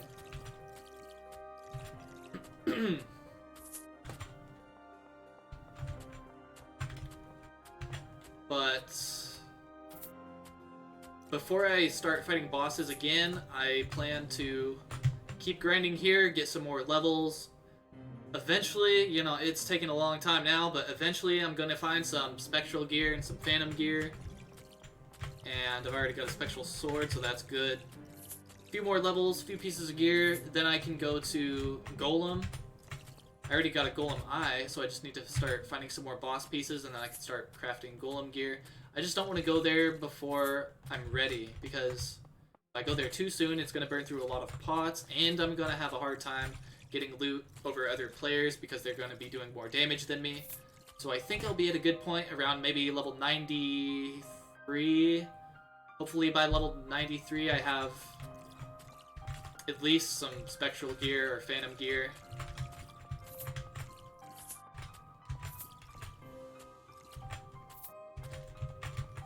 And then I'll be ready to go back to kill more bosses. You're in the top 1% then? If you either had rich family or you were the very lucky few that made it up to that, but very rarely, as most rich families spread the wealth to keep themselves rich. Man, just imagine being born into a rich family. God, I would be happy just to be born into a family with 2 parents. I just had a mom and a dad who actually ended up staying together. Fuck. Shit, dude, it was rough for me. My mom, dude, I'm just an only child with a single parent. I grew up with just my mom, and my mom was on welfare the whole time, so she never even had a real job, and like, so she didn't teach me work ethic. I didn't have a dad to teach me work ethic. Oh, dude, people didn't teach me shit. I had to figure out everything for myself. But that's okay. Could be a lot worse than that. Could just be an orphan. Or I could just be born into a family that just does freaking heroin all the time or some crazy shit. So, you know, always count your blessings. Look at the glass half full, not half empty. Of course. I'm sure we're all always trying to do that, but we all slip up sometimes. Just can't help it. Just do the best that you can do, and that's all you can do. Do I buy stuff on this account? This is my Ironman account, so I do not buy anything from any other players. The only things that I buy is medium potions from the vendor, and that's it.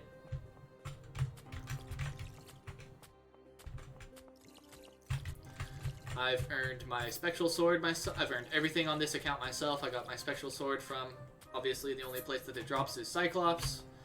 I got very lucky for my spectral sword. I got it within, I think it was 72 KC. I just got to Ancient Cyclops, and within 20 or 30 minutes, I got my spectral sword. Boom, that was sick. That was very, very, very good. But as far as all of the other gear goes, I am not getting lucky at all. I had a very rough time finding even just the DR gear that I have, and I'm having an equally as hard time finding any upgrades. So, you know, it's a big grind, it's pretty tough, but all that means is that in the end, it's going to feel a lot more rewarding. Making it as a high-level Ironman account with good gear, it's going to feel great. Because it was harder to do it. It was hard to do it, it wasn't easy, so I'm going to make it more worthwhile.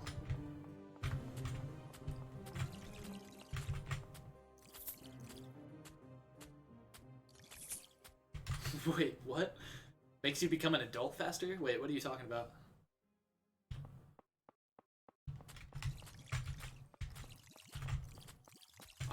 Playing an Ironman account? Makes you an adult faster? What? Yeah, basically, I guess. Yeah. You,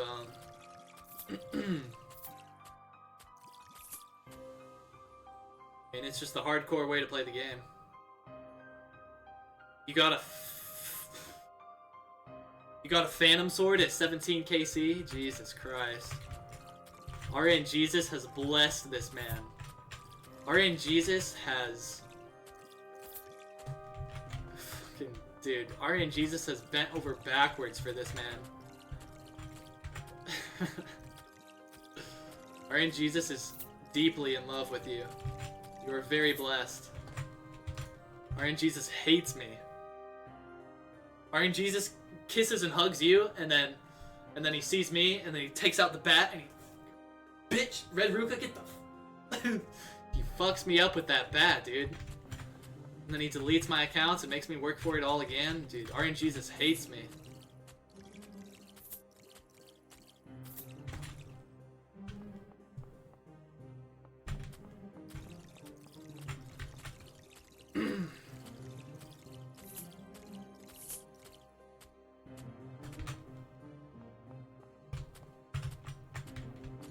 Oh, right. Growing up for yourself makes you grow up faster. I mean, does it though? Because when I think about it, I feel like if I had a mom and a dad who, you know, who were well experienced in the verses of life and they knew what they were doing, they would have so much experience to offer to me, right? And shouldn't that like boost my start in life? That's the way I feel about it. Instead, I'm just thrown into this crazy ass world. Good luck, dude. Figure it out, or else die.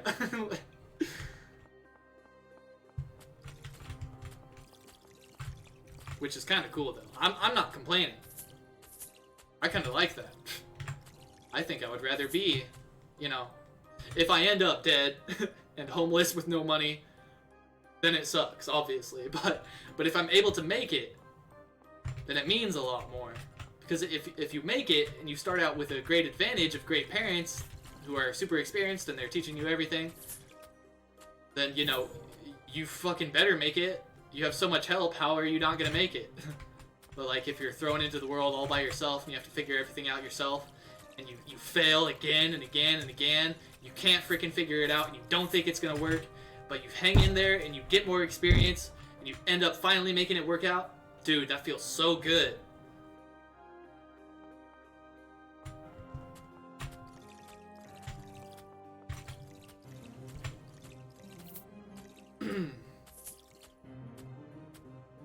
Oh yeah. Oh dude. Oh. I think it's very much more likely that you have bad parents than good parents. Unfortunately, that's just how it is because, I mean, we're all preoccupied with all this stuff, with all of our school, work, relationships, activities, hobbies. We have so much on our plate and so little time to figure it all out. And I mean, most of us are not allocating our time wisely. Like, there's so many, like right now, I'm playing a video game. Well, I mean, it's different for me because I am streaming right now, so I am technically being productive. But I'm sure if I sat down for a little while and thought hard about it, I could figure out a way to be even more productive than I'm being right now. Like, if I went and got a crappy job that I would hate, that would probably be more productive, unfortunately.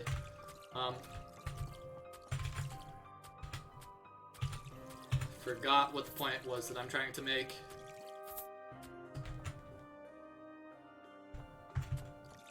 Yeah, I lost it. Whatever. Doesn't matter.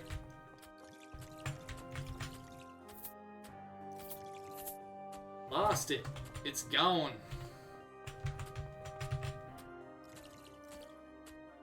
Oh, Scroll of Vitality. Thank you.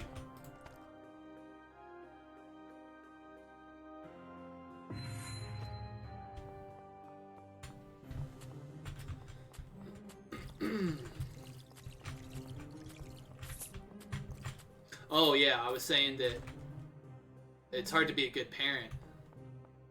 Well, even if you're 30 years old, man, like, you're still figuring it all out. Hey, what's up, Slang? What's up, DS? Yeah, even at 30, you're still figuring it out, dude. Like, I'm 28. And I still learn things all the time, dude. I still, like, have realizations and learn things. It all comes down to how much time you spend thinking. If you spend a lot of time thinking, then I think you're going to be able to self-reflect more, and you're going to be able to progress a lot faster in life in general. But as far as parents go, man, shit, nobody's ever ready to have a kid, dude. That's so much fucking responsibility. Dude, it should just be a straight-up job. Like, I guess it technically is in daycare, but I mean, it should be like a more of a serious job. Like, people should get paid a good amount, and there should be an extensive course that people should have to go through to be qualified to be like a child caregiver or a child raiser. And then, you know, when people have to go to work, you've got these child raisers or child, you know, these people that are qualified to take care of your kids that have spent years reading books about how to raise kids and the psychology behind raising kids, and dude, there's so it's such a careful thing. You have to raise a kid just right and say just the right things. And there's so much psychology behind it that if you're not aware of the psychology, you could ruin your kid's head on accident. Even if you have the best of intentions. And just how sad is that, right? You just want to be a good parent and be a good parent to your kid, and then you just are unaware of the psychology effects that are taking place on your kid as a result of the things that you're saying to them. Even though you may not have bad intentions, and you may have the best of intentions, you know, if you're unaware of that psychology, then you can fuck up someone's head on accident. For example, my mom is super paranoid about everything. That rubbed off on me because she was, you know, she couldn't help it. She was paranoid all the time. And now, well, hopefully not. I try to combat it, and I don't think I'm very paranoid, but I at least had a long period of time in my life where I was very paranoid because, you know, my mom was always paranoid, so I picked that up from her. I didn't really have a choice. People are the product of their environment and their upbringing, so she made me into a paranoid person without even thinking about it. It just happened. Because she was, but you know, if she took psychology classes and she was aware that that was a thing that you can, you know, that you need to be aware of your negative behaviors, your unattractive behaviors. You need to be aware of them when you're raising a kid. You need to put those aside and hide those from the children, so it doesn't, so they don't get that. It's like a disease. It's a fucking careful thing to raise a kid. It's so easy to fuck it up. God damn, it's crazy. It's crazy that these kids, they're fucking 16 years old, 18 years old, and they're pumping out babies, dude. God damn. They need to, oh god. They're fucked. They're fucked. There's no goddamn chance that a 16-year-old knows how to raise a kid. That kid is done. He's already done. He needs to be, he needs to be admitted to an orphanage. As sad as that is, that's probably the better option, honestly. There's no 16-year-old on this goddamn planet that's ready to raise a kid. Poor ass kids getting born to people who are way too young to have kids.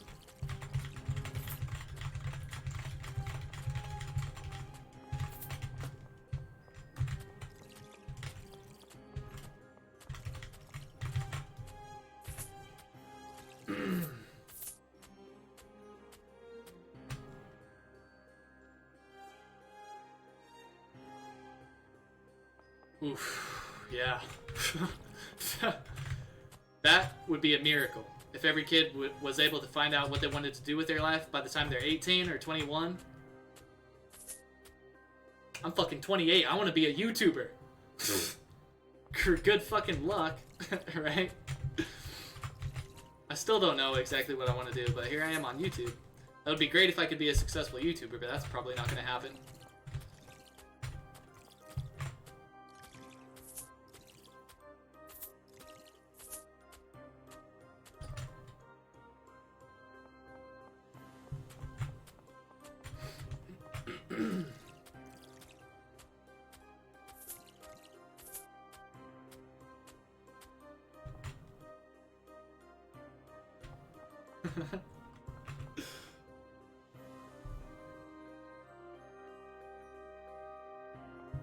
Dude, I have like no responsibility in my life right now, and I can't even manage my own fucking responsibility-less life. I have no fucking clue how any 18-year-old could. I don't know, how is there enough time in the day to even do anything? If you're 18, you have a kid, and you. Dude, your parents have to be helping you out with that kid. Or something, dude. There's, some people work so hard, it's crazy. There's girls out there. These girls work so hard, they're insane. They have a job, they have a kid, they're barely 18, they're going to college, they are insane.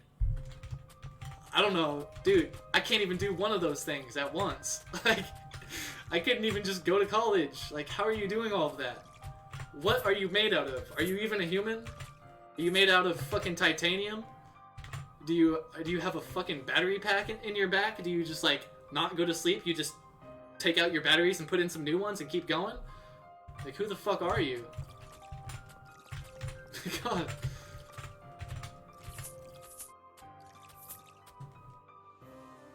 Yeah, if COA blows up,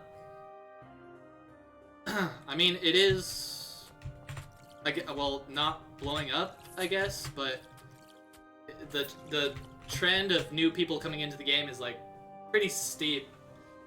It could be a lot steeper, but it's on a good trajectory. I've noticed my views going up and up and up. I just want to get 1,000 subs, dude. I'm so close to being able to get partnered. When I have 1,000 subs, I almost have enough watch time hours for the year to get partnered. So I just need to get 1,000 subs, and then I'll apply for partnership, and I'll be a YouTube partner. Oh, shit! Oh, I'm so close. I'm so close to becoming a YouTube partner. It's right there. It's right there in front of me. I just have to keep going.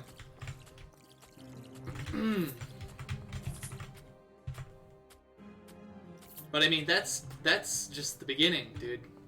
That's just the beginning. That's nothing. Because then, all that means is I can make ad revenue. I need Phantom Flames. All that means is I can make ad revenue, and that's not going to do shit for me unless I get, like, 10 times the amount of viewership that I have now. Actually, I did the math a while ago. I only need, like, triple the amount of viewership that I have now, which, that's a lot. It's so hard to triple your daily average viewer count. It's really hard to triple that. But that's a lot more obtainable than 10 times, right? So if I can make triple, well, it's actually like triple and a half. Like, if I can make 3.5 times the amount of average daily viewers that I get now, then I can make enough to pay my rent with just ad revenue. If I'm making the average amount that people make per ad view, there's a range. Like, I might make enough, I might be a little bit short. I'll make between, like, 100 and I don't know. I don't fucking know exactly. I'll make maybe enough to pay my rent if I get, like, 3.5 times the amount of daily average views that I get now, just by ad revenue. But the thing that I really have to do... Hello, Roman. What's up, dude? Welcome to the stream. Sorry, guys, if I'm not paying attention to your comments too much. I just get off into these tangents and start rambling, and then I just stop paying attention to the chat. Sorry.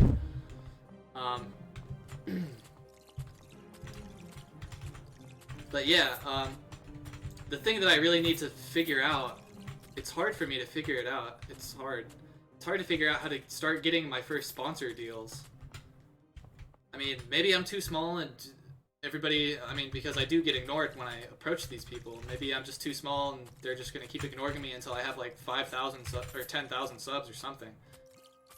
But when I approach people, I take the time to make these nice little looking pictures, infographics that's got all my YouTube channel information that you need to know in order to make the decision if you want to purchase a sponsored video by me or not, you know. So I present this nice looking little picture to say, for example, I look for like mobile MMORPGs that I'm actually interested in playing on the Google App Store, and then when I find one, I figure out how to contact the developers, and then I send them my little infographic with all of my YouTube channel information. And I'm like, hey, I tried your game out for a little while. I think it's really cool. I'm interested in it, and I would like to make a sponsored video for your game. So contact me, and we can talk about prices and shit. Every single motherfucker that I've ever approached for a sponsored video has fucking ignored me. So I don't know. Either I'm doing it wrong or I'm too small. I know if I had 10,000 subs, they probably wouldn't ignore me, so it's probably just that I'm too small. Hopefully. Because if there is a flaw in my strategy, I need to figure it out now, before I start approaching more people about sponsors.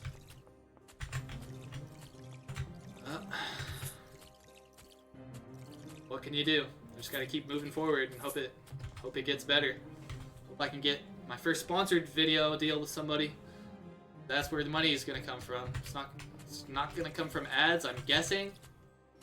I mean, if I'm busting ass, if I'm trying so hard, if I'm working every minute of every day making videos, and somehow simultaneously figuring out great content for those videos, not just crap that I can just, you know, because I can just upload a crappy video every day and get views.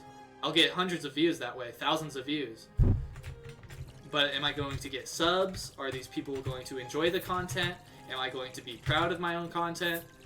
Like, I need all of those things. I need people to derive some sort of value from my videos, and I need to feel proud of my videos, you know, or else I'm not gonna fucking upload it.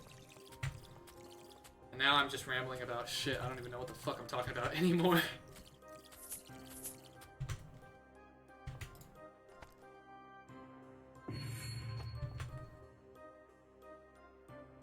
Community posts? Oh. Oh. So that's... Oh, shit. I thought when you posted stuff on your discussion, on the discussion portion of your channel, then it would just... I thought that was what community posts were. I didn't know that was a separate thing. Dude, I'm fucking excited for that, actually. I didn't know that I was gonna get that at 1,000. That's actually really... I really like that feature. I really want to use that. That's fucking dope. I'm excited for that now.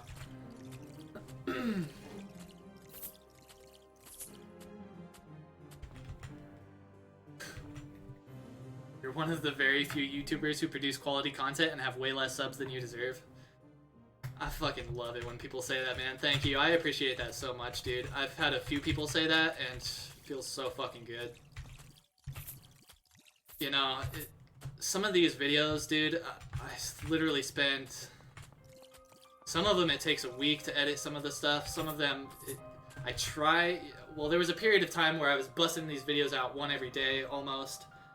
And those days, I would... Dude, sometimes I will be sitting in front of my editing software for a straight 8 hours, or 12 hours, or 6 hours. Until my video was finally at a point where I can say it's ready to upload. And it fucking sucks. When you hit that upload button, and you're stoked about your content, and you're proud of it, and you feel good, and the very first comment you get is some fucking asshole like, "Ew, what is this? This is shit. Stop uploading. Fuck you." Like, they're so rude about it sometimes. And it's just like, shit, man. That was like 12 hours of... I mean, if you consider from conception to upload, that was like 24 hours of work. And this motherfucker just like, it took him 1 second to step on my hard work. Piece of shit. But the point that I'm getting at here is that people like you, Rafat, and other amazing people like you that give me positive feedback, you know, it makes it fucking easy to trek through those fucking haters. Because there was a point in my... I'm gonna call it my YouTube career, just because I don't know what else to call it. There was a point in my YouTube career where I didn't have pretty much anybody supporting me in my comment sections. But I did have haters. And dude, when there's nobody backing you up and it's just you and the haters, it's hard to keep going, dude. I gave up. I actually quit YouTube. My channel is over like 1.5 years old. And I fucking quit because the haters, man. Like, why am I gonna spend so much time editing this shit and making these videos for you if you're just gonna hate? What's the point? And I didn't have people backing me up, so I said, fuck it, I'm out. And then I tried to get back into it just recently again, and the same shit happened again. And I was like, God damn it, dude. and I gave up again. But luckily this time when I gave up, when I gave up, I didn't actually give up. I thought I gave up, but then the very next day I uploaded more. So like I was totally convinced that I was done. I was like, fuck YouTube, this shit sucks. I'm out. I'm not coming back. It's not worth it. It's not going anywhere. Nothing's gonna come of it. And then I don't know. I just kept uploading. I was like, I don't know. I didn't even say anything about it. It was just habit at that point, I guess, to keep uploading. So I just woke up the next day and just went right back into it. Just started uploading some more videos, making some more content. Thankfully, because if I didn't do that, I would have never gotten to this point where now I'm close to 900 subs. I've got some fans that are such a joy to have, and it just feels good, you know. The haters are still there. They're still prevalent. They're still hating. Keep on hating, haters. Do your fucking thing. I'm not gonna lie, that shit gets to me sometimes. But at other times I'm invincible. Sometimes I'm invincible, and the haters can fucking lay it on as thick as they fucking want, and it doesn't matter. And some days, one person says one hateful thing, and I'm just like, fucking, I'm out. I don't want to deal with this shit today. But you know, it makes it so much easier. So much easier when you have people backing you up. It makes it easy for me to look at that hater and read his comment, give him a like, give him a thank you for the comment, dude, and keep going on with my fucking day. Because there are people like you that actually care about my content and enjoy it, and that's all I need. There's gonna be haters, you know. It doesn't matter who the fuck you are. You can be Jesus fucking Christ. You can be God himself.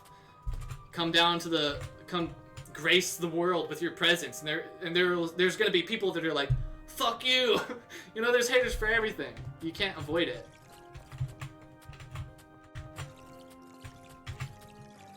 But yeah, I just greatly appreciate those of you that appreciate my YouTube channel and enjoy my content.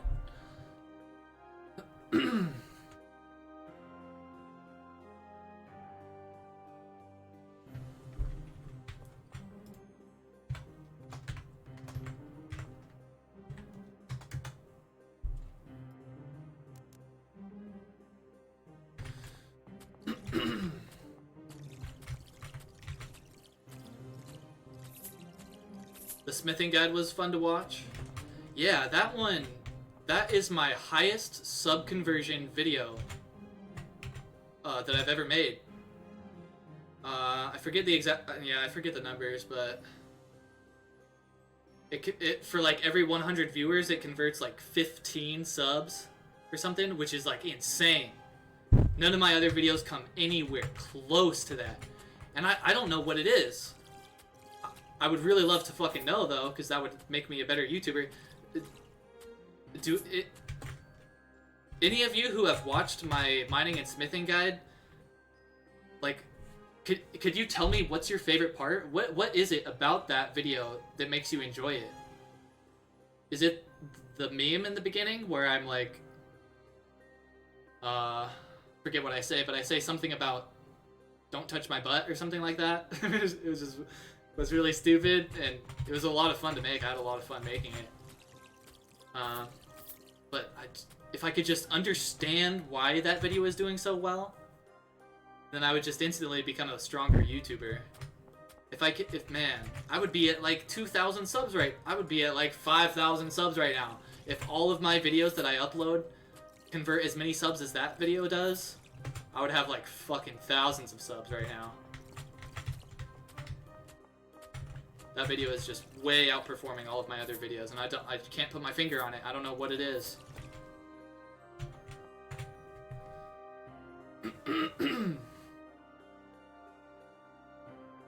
Hey, Kurt, I'm in Magnayon. What's up, dude? Sorry if I butchered your name, and sorry if I took a while to respond to your comment. This is an Ironman account, so I'm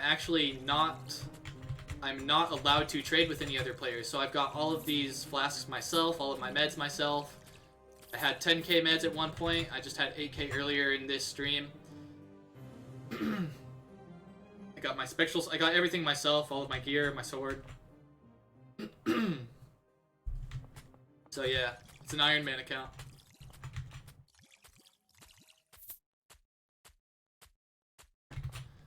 Yeah. I like the way you make it epic and create a sort of story from it. Instead of just do this, do that. Yeah, I enjoyed that a lot too. I enjoyed that a lot too. I had so much fun making it that way. And yeah, I guess the narrative of it, it was like, it was a lot of fun making that video. The narrative is just like, can you grind? Can you grind out 70 mining and smithing in 2 days? I'm going to find out. Like, I don't know. I don't remember exactly the narrative, but it's just like, it's got this epic tone to it.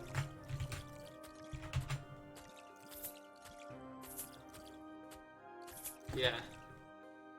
The epic tone of the narrative is very fun to make. And apparently, according to the stats, it's also enjoyable to watch. And I enjoy that a lot, but I feel like I have to do a voice with that when I do it. Can I do the epicness without forcing an accent or some voice or something? Because if you guys have watched my older videos, you know that for some of my videos I would like do a voice that's not my actual voice. I would do like a narrator voice or something. I don't know how you would even describe it. I guess a narrator voice, a commentator voice, I don't know. And it was really, it was received, it had a very mixed reception. Like, a lot of people hated it, but I think some people liked it. I don't know. I didn't really get any comments saying like I like your accent or your voice in this video, but I got quite a few comments saying like, why do you sound like an autist? What is wrong with your voice? Stop doing that. So I don't know. I feel like you have to talk a certain way to make something epic. If I'm just talking to you normally like this, that's hard to make that epic.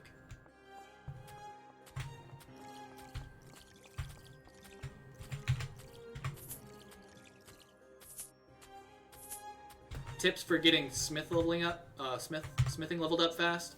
If you go to my channel, there's a mining/smithing guide. If you look at the top pinned comment, there's that comment will tell you exactly how much ore and bars you need, or yeah, it'll tell you exactly how much ore you need to get from level 30 smithing all the way up to level 70 or 75 smithing. Also, you can join my Discord.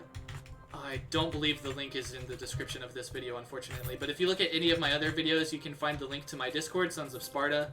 And in Sons of Sparta, to gain access to the rest of the channel, the rest of the Sons of Sparta channel, you need to, or server, you need to post a meme in the memes section, and then once you do that, you will gain access to Sparta. And in Sparta, we have, I believe the channel category is called The Mind of Sparta, and that's where you'll find the game strategy channel, which is where we've compiled all of the most useful maps, guides, tables, and strategies and useful things for Curse of Aros.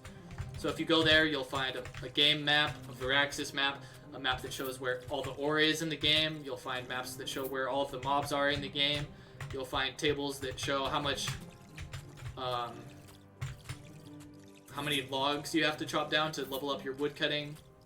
You know, you'll find a bunch of useful stuff in there. It's worth checking out. The narrator voice is the best, huh? It's so funny, and it's actually the reason it got me to check out more of your videos. Have you seen my level 70 plus leveling guide though? I feel like the voice in that one is not very good because that one gets a lot of negative comments where it's like people are just like, shut the fuck up, stop using that voice. I don't know. I really like doing a voice that's not my own voice. You know, every YouTuber is just talking to the mic. We're all just talking to the mic. That's all we're doing. And it's just everybody's got a regular voice on. So I feel like if I can do at least something with my voice, then it adds a layer of, you know, it adds some sort of interesting layer. And I can do stuff with that. I can more easily affect the tone of the video. I can more easily make it an epic video. Or, you know, I'm not going to make a sad video, but if I wanted to, I could make it a sad video, or an exciting video, or a slow video, or a fast, you know? You can do a lot with your voice to affect the tone of the video. but everybody just talks normal, so like I don't really want to just use a normal voice, but then when I don't, then I just get a bunch of hate, and then I don't know, like, I mean, I can get through the hate, it sucks, but then with so much hate, you begin to think, well, is what I'm doing hurting my YouTube channel? Because I feel like I'm getting too much hate. I should, you know, I don't know. It's very tricky. If I do the voice, then I lose all the viewers that like my normal voice, maybe, and then if I don't do the voice, then I'm not unique, and then, well, I don't know, I just gotta figure it out and make a decision and stick with it, I guess. Or I could make some videos with some voices, some narrator voice, some videos without it, I guess. I just wish people were nicer. I don't know why they gotta hate. Or at least constructive criticism would be fantastic. You would tell me what you don't like about the videos, but do it in a non-hateful way. I mean, it's so easy to just be like, well, this part of the video I didn't like it very much because blah blah blah, so maybe in your next video you could try blah blah blah. Like, how hard is that? God, it's so easy. It's so, like, why do you have to say, kill yourself, die, I hate you, you son of a bitch, how dare you fucking upload on YouTube, you fucking trash. Like, god damn.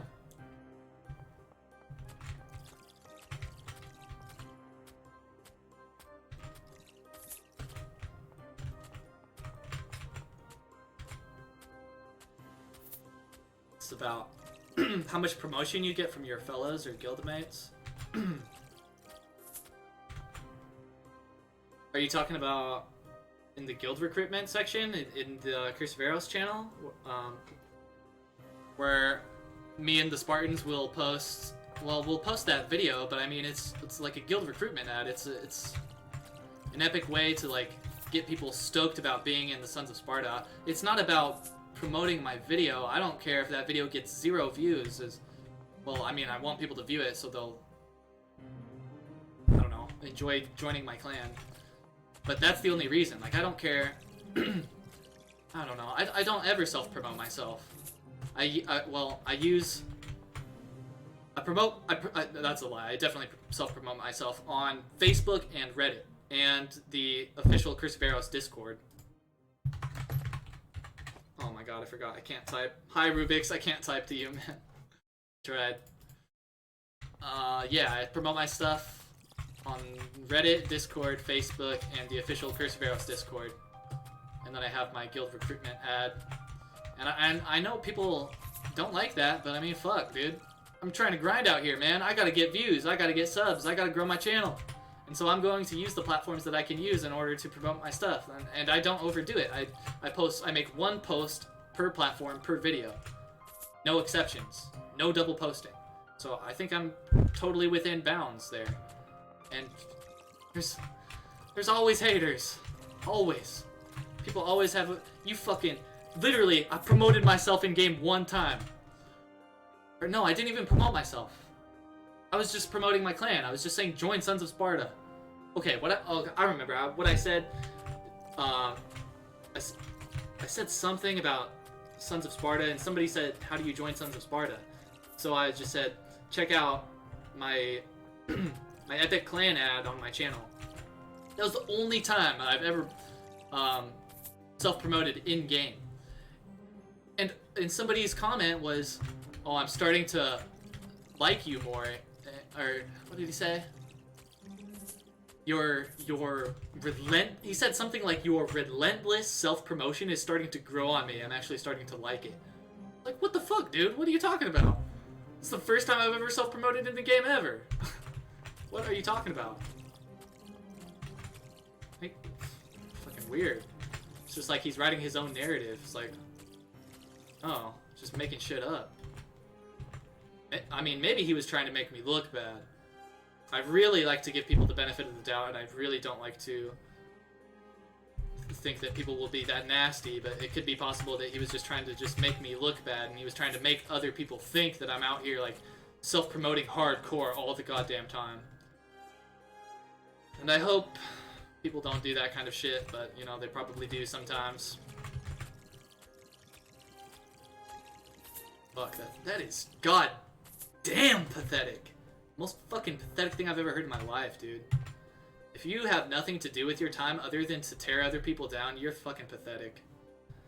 Just focus on your own life. Do something that progresses your own life, and stop worrying about what other people are doing. Like, what the fuck, dude? It's crazy. So crazy.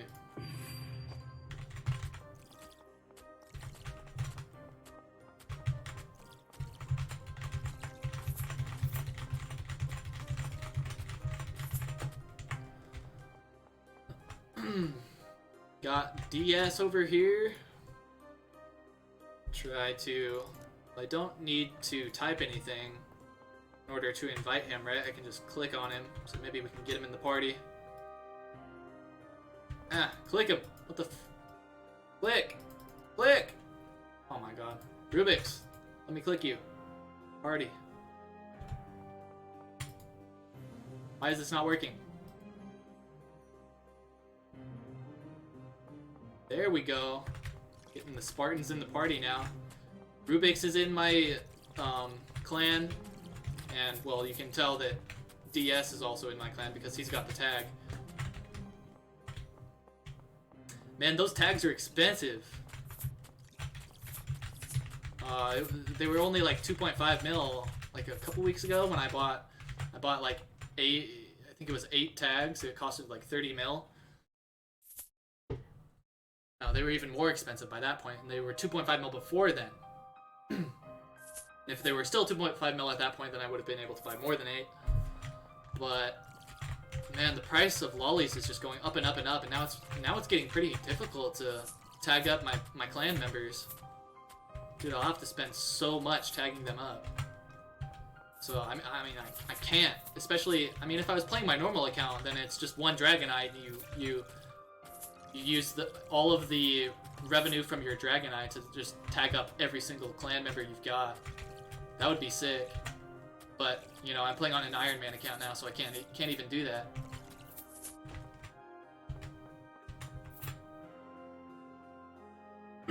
The negativity always outweighs the positivity. Ignore the haters and focus on the fans. That's what helped me get through haters.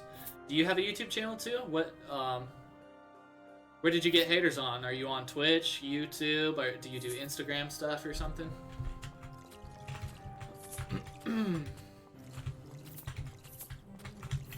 Yep, the haters are always there. Just gotta ignore them. It just stands out a lot more because it's, I don't know, it's just, I wish it wasn't more impactful, but it is. It sucks. It's, I don't know, maybe it's expectations. Being in such a modern, well, it's, I don't know, in the modern day today, I would like to expect everybody to, you know, be level-headed and just treat each other with respect and kindness, and you know, take the time to think through situations and not be hasty and not make quick judgments. But I guess I just give people too much credit sometimes. You know, most people fit those parameters, and most people are tolerable and even enjoyable or awesome. But you know, I guess we can't all, I don't know. I don't know. People just gotta hate.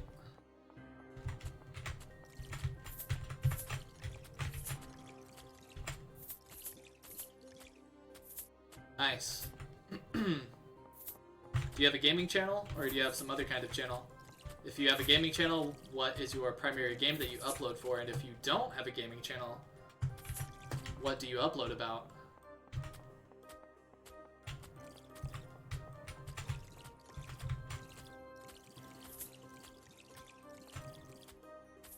I kind of want to try a collaboration with somebody. But what would we do? I don't know, I feel like I would have to spend time. Like, if I'm thinking of who I would collaborate with on a video right now, I don't think I have very many options. As far as the COA YouTubers go that actually speak English and actually speak in their videos, it's just me and Me and Dream. And unfortunately, Private Fox looks like he doesn't play COA anymore. So I think it's just Dream and myself, right? Am I missing someone?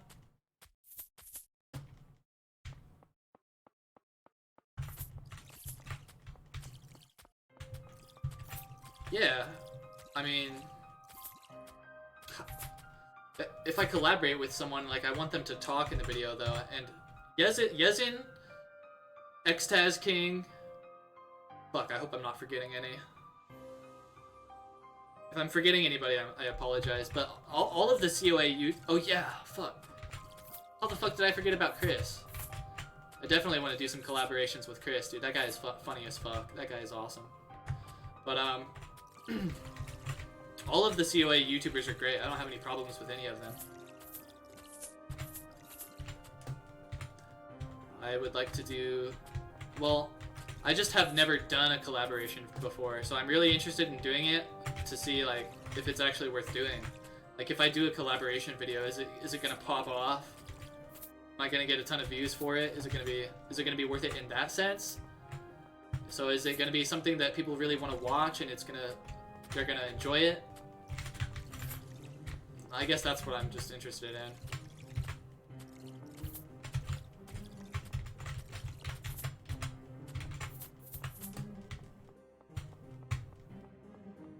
Oh, did I finish my task?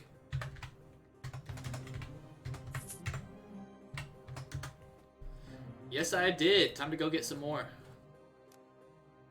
Let's go.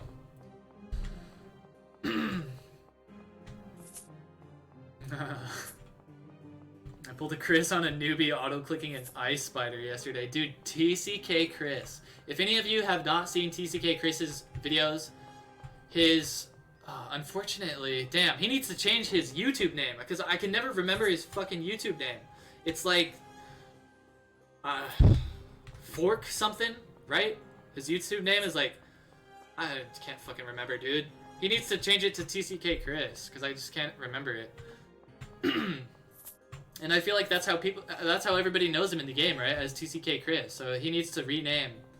And he'll probably get more subs and views for it, because people know, like, he has a reputation in the game. Yeah, TCK Chris is funny, dude. If any of you are not subbed to him, go sub to him right now. If you can figure out the name of his freaking YouTube channel. Go sub to him, dude. Once you watch one of Fork TW, that's it. Thank you. Fork TW. Go to Fork TW, type it into YouTube, hit the subscribe, watch some of his stuff. You see one of his intros, and you're gonna be hooked. He's got the best intros in the game, and he makes funny content, got good outros. Just awesome.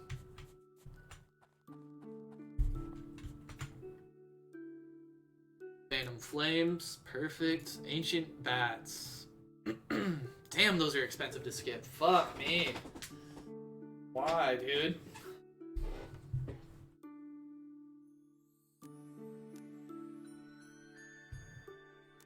Actually, it's not too bad. I shouldn't complain. God, I got lucky as hell, though. One skip and I got what I wanted. That's pretty damn good. This one's over 100K to skip.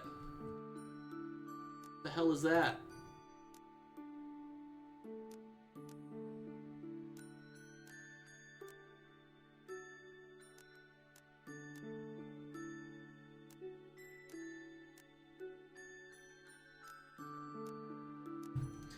Damn, dude, we're already at 62%, and I've just been rambling on about random crap the whole time. I haven't even realized it. Time goes by so fast when I'm streaming, dude. It's easy. How long have I been streaming? I've been streaming for over no way.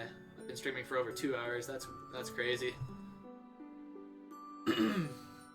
I was streaming every Friday for a while there, but I don't know, I just stopped doing it last week, or maybe I haven't done it for 2 weeks. It's a lot of fun, but you have to be in the right mood to do it. Sometimes Friday will roll around. I'm having a hard time speaking right now. Sometimes Friday will roll around. That's hard to say, apparently. And you know, I'm just not in the right mood for it. I don't feel like I can entertain people sometimes. Actually, I feel like I'm not very entertaining in general, actually. Like it's easy to edit a video in an entertaining way. You can add stuff here and take stuff away here, put some music in here, make a joke here, use a meme here. You've got so much to work with. But when you're live streaming, dude, you better hope you're funny, or else people are gonna dislike you. People are gonna leave. It's not gonna do so hot. It all comes down to just your sense of humor. If people don't like it, that's it. You can't help yourself. You can't edit anything. You can't make any memes, no jokes, no... You can add music.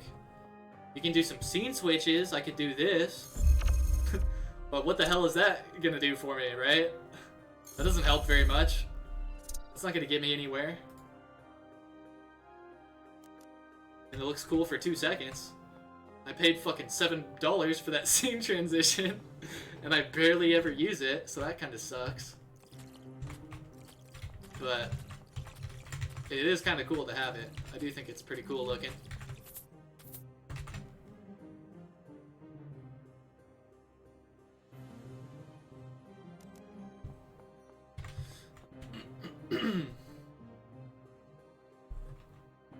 Do I need better pants? Yeah, I would love some better pants. I'm using Mythin pants right now. I need to find some PH pants, some Phantom pants or some Spectral pants. Would be great. If you weren't entertaining, then I would not have been here for the past You've been here the whole 2 hours? Holy shit, man. Glad you like it. Glad you like it.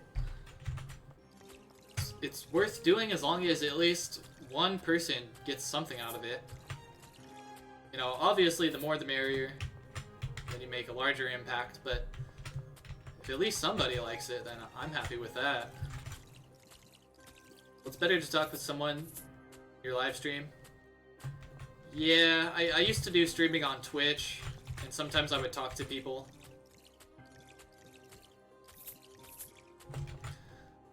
But yeah, I don't know, it's way different. It's like if somebody joins a voice call with me right now, the entire feel of the stream is going to change. Like, I become like melded with, I don't know, I become like melded with the other person. That's a weird thing to say. I don't know how to describe it. It's like I turn into a different person when if somebody were to join the voice call, I would completely turn into a different person.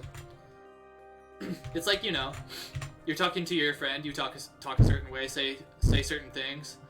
You're talking to your grandma, are you gonna say the same shit? Are you gonna act the same way? No. You're not gonna be like, hey yo grandma, what's up, fool? Let's go get fucked up, homie. Like, obviously, if new people enter the situation changes.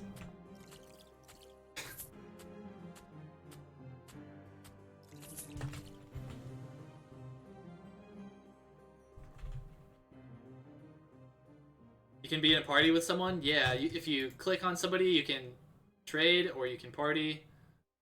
Or in the future, apparently there's going to be a friends list, and you can't do it now, but it looks like there's also an add button that will be available in the future, and I almost died. That would have been BAD bad.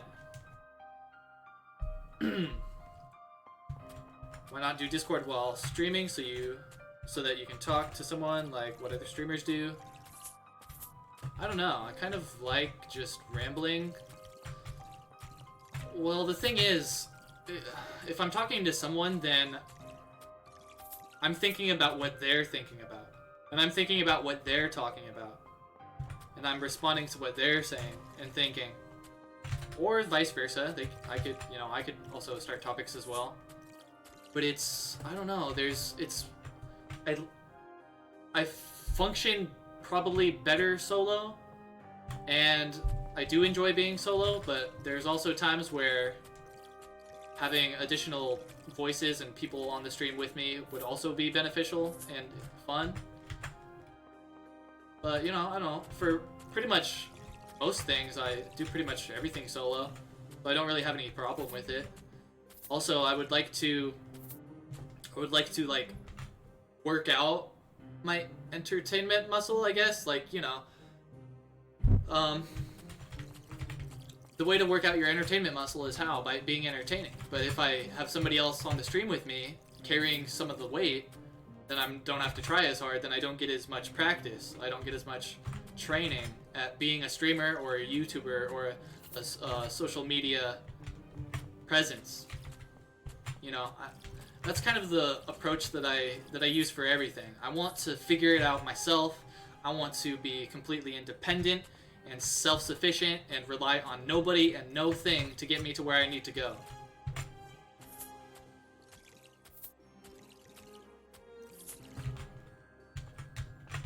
Because if as soon as I rely on someone or something, then I'm weaker. I could be stronger if I could do it myself. So I want that stronger version of myself instead of the weaker version. You know, I overthink everything, so I'm probably overthinking it, but that's kind of how it feels.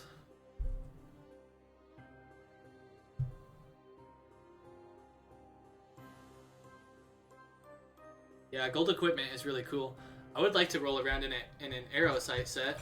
I would like to just have one, just for like, especially for events. I do events in my clan sometimes, and that would be awesome to lead those events while I'm wearing an Aerosite gold set. That would be great. Or make some videos with my gold set on. That would be fun. Yeah, that would be awesome. These are pretty tough to get though and pretty expensive. But maybe sometime. Maybe when I eventually end up leveling my mining and smithing on this character, maybe I'll make a gold set to get myself from 40 to 50. Actually, I think it would get me past 50, wouldn't it? To make a gold set. If you start at level 40, you'll be past level 50 by the time you finish the whole set, I think. Not sure on that one.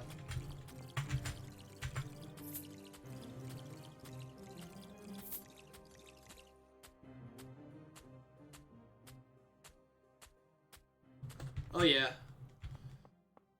Yeah, I've gotten only a couple hundred followers on Twitch. I have like 7,000 total views on Twitch. And I used to stream a lot. I should have a lot more followers for the amount of time that I've spent streaming. But I was doing that years and years ago. I was a completely different person back then. I mean, it was a long time ago, so it probably doesn't mean a whole lot, but I do have some streaming experience. And, you know, I've spent... Dude, I used to stream every single day, bare minimum of 10 hours a day. There was a period of time where I didn't have a job and I didn't have very many responsibilities, kind of similar to this time. And I just fucking streamed hard as I possibly could. I went to sleep. No, I turned off my stream, ate some food, took a shower, went to sleep, woke up, turned my stream on, and that was my entire life. And I only got like 300 followers out of the whole ordeal. I did that for 1 month super hard, but I did it for a total of 3 months. The first month I was playing Diablo 2 and streaming that and having a lot of fun doing that. I was doing raps on stream about the stuff that I was finding and the mobs that I was killing and all that stuff, and the people that were in the game with me. Just random stupid goofy raps. And then Black Desert Online came out for the PC, and then I started streaming that. Or no, not that it came out. I just got into it. It actually had been out for like a year at that time, I believe. And my crappy computer could barely handle it. And one of my viewers actually ended up mailing. He got a new CPU. He ended up mailing his old he got an i7 and he ended up mailing me his i5 3770. He ended up mailing me some i5 CPU that was like worth $500 at the time. And my computer was barely able to stream Black Desert Online. And I got that CPU, put it in my computer, almost fucking broke my computer, but I got it in there. And wow, I was just fucking amazed that somebody would mail me something that's worth so much money. Made me feel so good. And I ended up making like $100 in donations and stuff, which wasn't very much for like 3 months of streaming. Maybe it was like 150 bucks. It was a lot of fun, dude, but it was so fucking hard.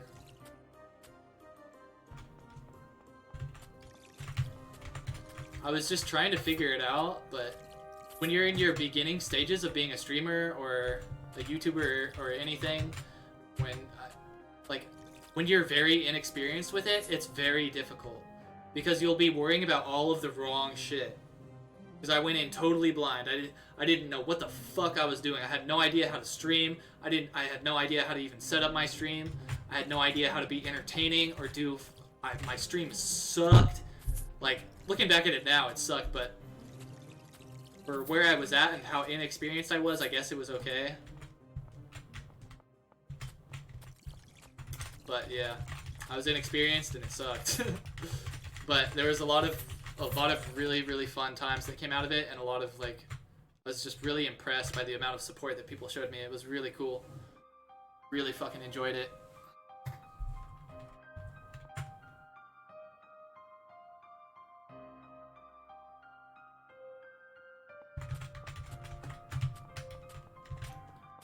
But I like streaming on YouTube a lot more. Because, well, I just like YouTube a lot more in general. But, I guess, yeah, streaming on Twitch, I guess, is better because it's so much easier to make money there. People will just fucking throw money at you sometimes. But over here, nobody's ever donated anything to me. I put my PayPal link in the description. I stopped doing that. Or did I? Well, I think it's still in there, but I should just take it out because it's not even worth doing. Because after my YouTube channel has in total like 190,000 views now in total. After 190,000 fucking views, not a single motherfucker has donated a single penny to me. But on Twitch, it was like I would have like 5 fucking viewers. Somebody would give me 50 bucks for no reason. Like, what the hell? Thank you, man. What? Wow. You're incredible. Thank you. Like, Jesus. But over here, people just don't do that shit. Nobody cares. People over here they just watch whatever they want to watch, and thanks, YouTuber. That's it. But yeah, it's a totally different game. On YouTube, you gotta support yourself through getting sponsorships and getting a shitload of views so you can get some ad money. But on Twitch, the viewers take care of you. But it's hard. Streaming every day. I mean, I almost just said I couldn't even imagine, but I did stream every day for very many hours every single day for quite a while. Oh god, and I can never imagine trying to do that again. It is so difficult trying to... I don't know how I've talked as much as I've talked for these past few hours. But when you stream for 8 hours straight, and you gotta try to be entertaining for all of those 8 hours, it's a daunting task, and it's not easy. And you'll get waves. You'll be killing it for a little while, and then you'll I don't know what it is, but it'll just go down. You're not killing it anymore. And then it'll come back up. Oh, you're entertaining again. Things are going okay. People are talking in your chat. Stuff is happening. Interaction, engagement. Awesome. And then it's like, oh, nothing's happening. You're being boring. You're not saying anything. Nobody's talking in your chat. There's no donations. Nothing's going on. So it's a fucking ride, man. It's hard.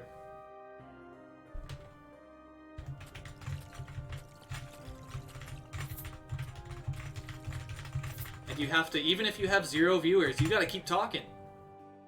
You don't get to just chill. Because as soon as somebody joins your chat, they're gonna immediately leave if you're not entertaining them right away. So you need to already be talking about something by the time they join your chat. So whether you've got 0 viewers, even if you've got 0 viewers, you're required to sit there and just speak to yourself. And I can do that. I can ramble. It's difficult sometimes. But yeah, I overthink everything, like I'm overthinking this right now. But that's one of my weaknesses and my strengths. It's got positives and negatives to it. I don't know. I wouldn't really recommend overthinking things if you can help it. Rubik's Kitty, trade me.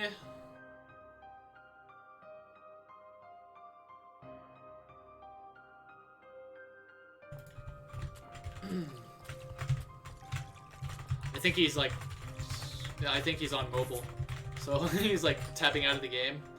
And then I trade him, and then he's like on YouTube, so he doesn't notice it. I'm in combat now. I can't take the pants from you, Rubik's, because this is my Ironman account, but I'll trade you to humor you. If you're memeing on me, you're about to throw up like 10 wooden swords, aren't you? Seems to be a running meme in Sons of Sparta that, I don't know, there's just this meme around wooden swords. I dropped a bunch of wooden swords as rewards in my drop party. People donated a bunch of wooden swords. God, you're very welcome. That's 70 wooden swords, yeah. Oh, what? No, thank you for the wooden swords? Are you... the most valuable part of the entire drop party.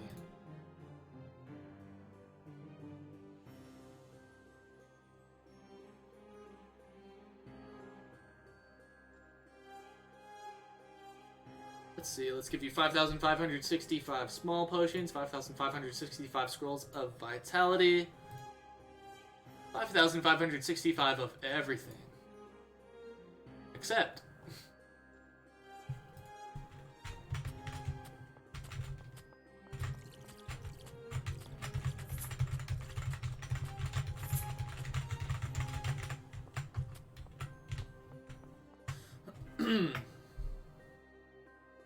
yeah, I killed Umbra on a level 75, which is the lowest level that you're capable of fighting Umbra, because you need level 75 to enter Umbra's lair. I killed Umbra on a level 75 with a Chaotic Mythin Sword, a Mythin Set, and Deadrock Boots at level 75.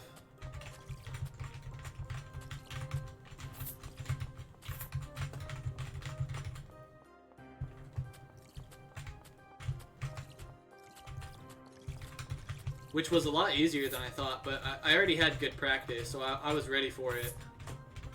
Because I already spent the previous week, or the prior week to that, I already spent, it literally took me 3 days straight of grinding Umbra until I finally was able, on my other account, I was finally able to down Umbra without taking a single hit. That, you can see that fight in my Umbra guide video if you like to, if you're interested in that. And so after I did that, then I was like, well, what do I do next? Now it's time to fight Umbra at the lowest level possible with a weak wooden sword with no armor. And that was the initial plan, but when I got there and I ended up killing him with the Chaotic Mythin Sword and the Mythin Set, it took so long that I was like, dude, it's gonna take me fucking 40 minutes or like an hour just to kill Umbra if I do this naked. So I was like, screw it, whatever. Nobody's even killed Umbra. This crappy of gear. He's dropping the Varaxite legs. Oh, right. Yeah, that's right. You can just drop them on the ground, then I can pick them up. No, that's not how that works. I appreciate you, Rubik's Kitty. And I think you're just memeing, but I cannot take your pants. I just can't do it.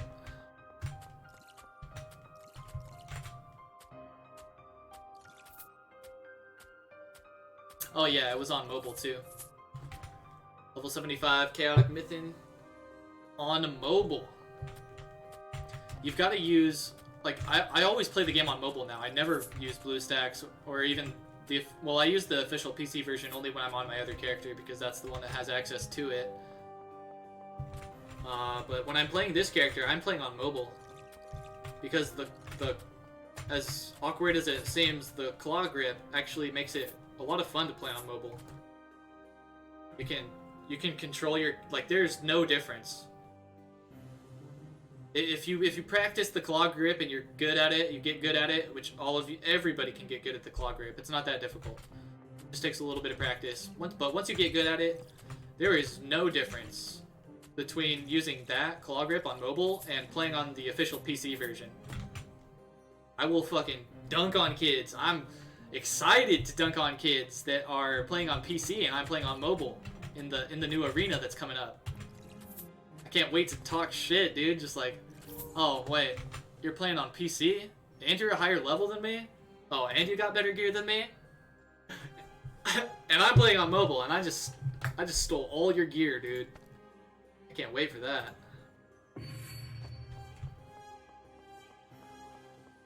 Nah, I'm not much of a shit talker. Just saying it to be entertaining. I will probably not talk shit at all. Unless I'm live streaming. Then I might talk shit. Just to make you guys laugh. I'm spacing out and leaving the area without fucking realizing it. And it's not time to leave yet. I don't know why the hell I just did that. That's another thing that makes it really hard to stream, is because you have to balance out your focus. You have to, like, separate your focus into all of the different areas that need your attention. You gotta continue to play the game effectively while you're speaking and thinking effectively and stringing together sentences while you're doing all of that. And yeah, it's a little bit difficult. It's kind of funny when all of the Twitch chat on Twitch is just like, it's easy to be a streamer, what are you complaining about, blah blah blah blah blah, which is true in some ways. It's also not true in some other ways. It's not very easy to be a streamer, and not everybody can do it. Absolutely not everybody can do it. In fact, most people can't do it. It takes a, I don't know, takes a certain type of person. Maybe everybody can do it. Maybe it just takes practice. I'm not exactly sure on that one. Threx, what the fudge is up, my dude? I'm newly subscribed. Welcome. Welcome to... If I made a name for my subscribers, what would I call them? I don't really want to do that, but if you guys were to name yourselves, what would you call yourselves? Red Ruka's army is too generic. Or Red Ruka army. I feel like I could do Spartans and stick with the ancient Greek mythology theme that I've got going on in my clan, Sons of Sparta, and I do really like that theme a lot. And it could kind of work because of my profile picture is a Spartan, but I feel like most people probably, I mean, the profile picture is so small, probably nobody even knows that that's what that is. And if I called you guys Spartans, it would probably be... Well, a lot of my viewers know that my clan's called the Sons of Sparta, but then, I don't know, my clan, the people in my clan are Spartans, so I feel like I can't call my viewers Spartans also. But I do kind of use my clan as like my YouTube Discord anyway, right? I call it that in my description. I don't know. Wooden Sword Gang. I like it. The Wooden Sword Militia, Wooden Sword Army, Wooden Sword Squad, the Wooden Warriors, the Wooden Sword the Warriors. It's too long. The Wooden Warriors.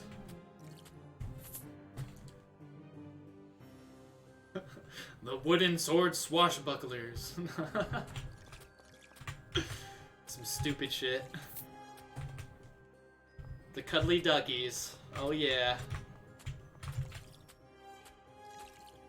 Do you want pants or no? No, Rubik's, I'm on my Ironman account. I can't take anything from you. I have to earn everything myself on this account. But I do appreciate the offer. The cursed.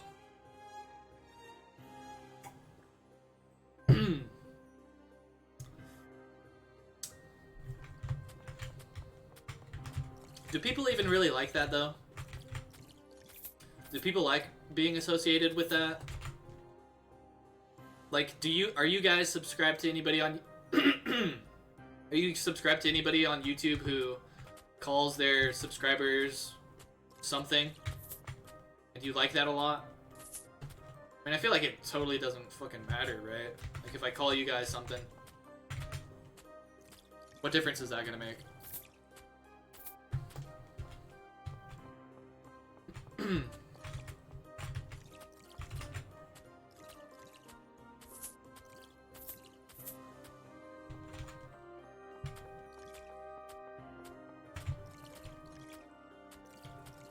Maybe it offers a greater sense of community. Maybe that's why people do it. I think if I'll call you guys anything, I'll just call you guys Spartans.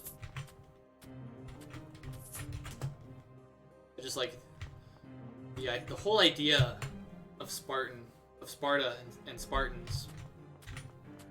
They're just free men, independent, doing things their way, not the way that the rest of the world is doing things. The rest of Greek and the rest of the world ran on money, but Sparta didn't even fucking use money. They had no need for it. They said, fuck your money. What am I gonna do with that? All I need is my spear. That's it. You got a problem with it? Talk to my spear, bitch. Like...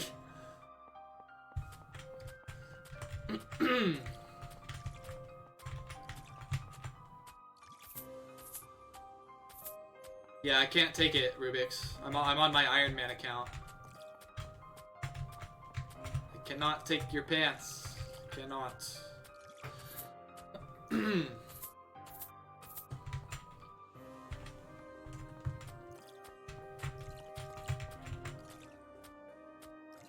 Subscribe to some people who has names for their subscribers, but I don't feel like it.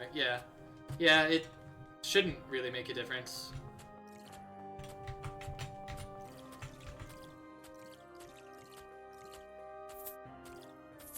Unless there's a message behind it, like with Sparta. Like, to me, the message of... I've probably been fighting these guys for so long. I probably need to move on to the next. So, I've got 3 Spectral Flame. Oh, never mind. All of my tasks are for Spectral Flame, so I'm on the right mob. Good. Yeah, except for, like, in the case of Sparta. Like, if I were to call you guys Spartans, it would mean something to me, and I guess it wouldn't mean anything to most of you, unless... unless I made a video about it and you guys, like, watched it. Like, obviously, all of my viewers and subscribers wouldn't watch it, so they wouldn't all get it. But if I made a video describing why, or describing, like, what Sparta means to me, and what it means to me when I call you guys Spartans, and it would mean a whole lot more, and that would probably add a cool element to my channel. But I don't know if that probably wouldn't even be worth it, because how many people would watch the video? Like maybe 500, and then that's it. And then all of my new subscribers that I ever get would never see the video, and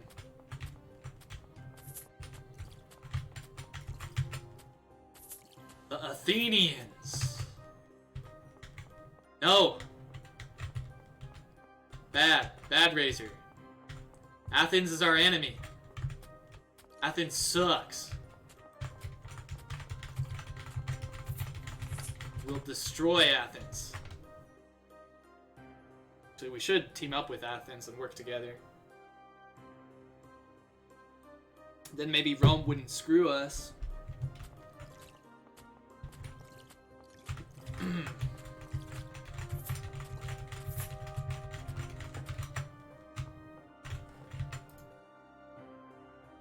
So we've been going good for about 3 hours. I guess I will call it here, because I do want to get something to eat now. It's about lunchtime over here where I'm at. So if it's lunchtime where you guys are at too, you should get something to eat. Stay safe. Remain aware of the spread of the virus. Be aware of touching surfaces. Wash your hands. Keep the spread of the virus to a minimum if you can help it. Don't get infected. I hope you all have a great, fantastic day. I love you all. You're all awesome. Thank you for enjoying my stream.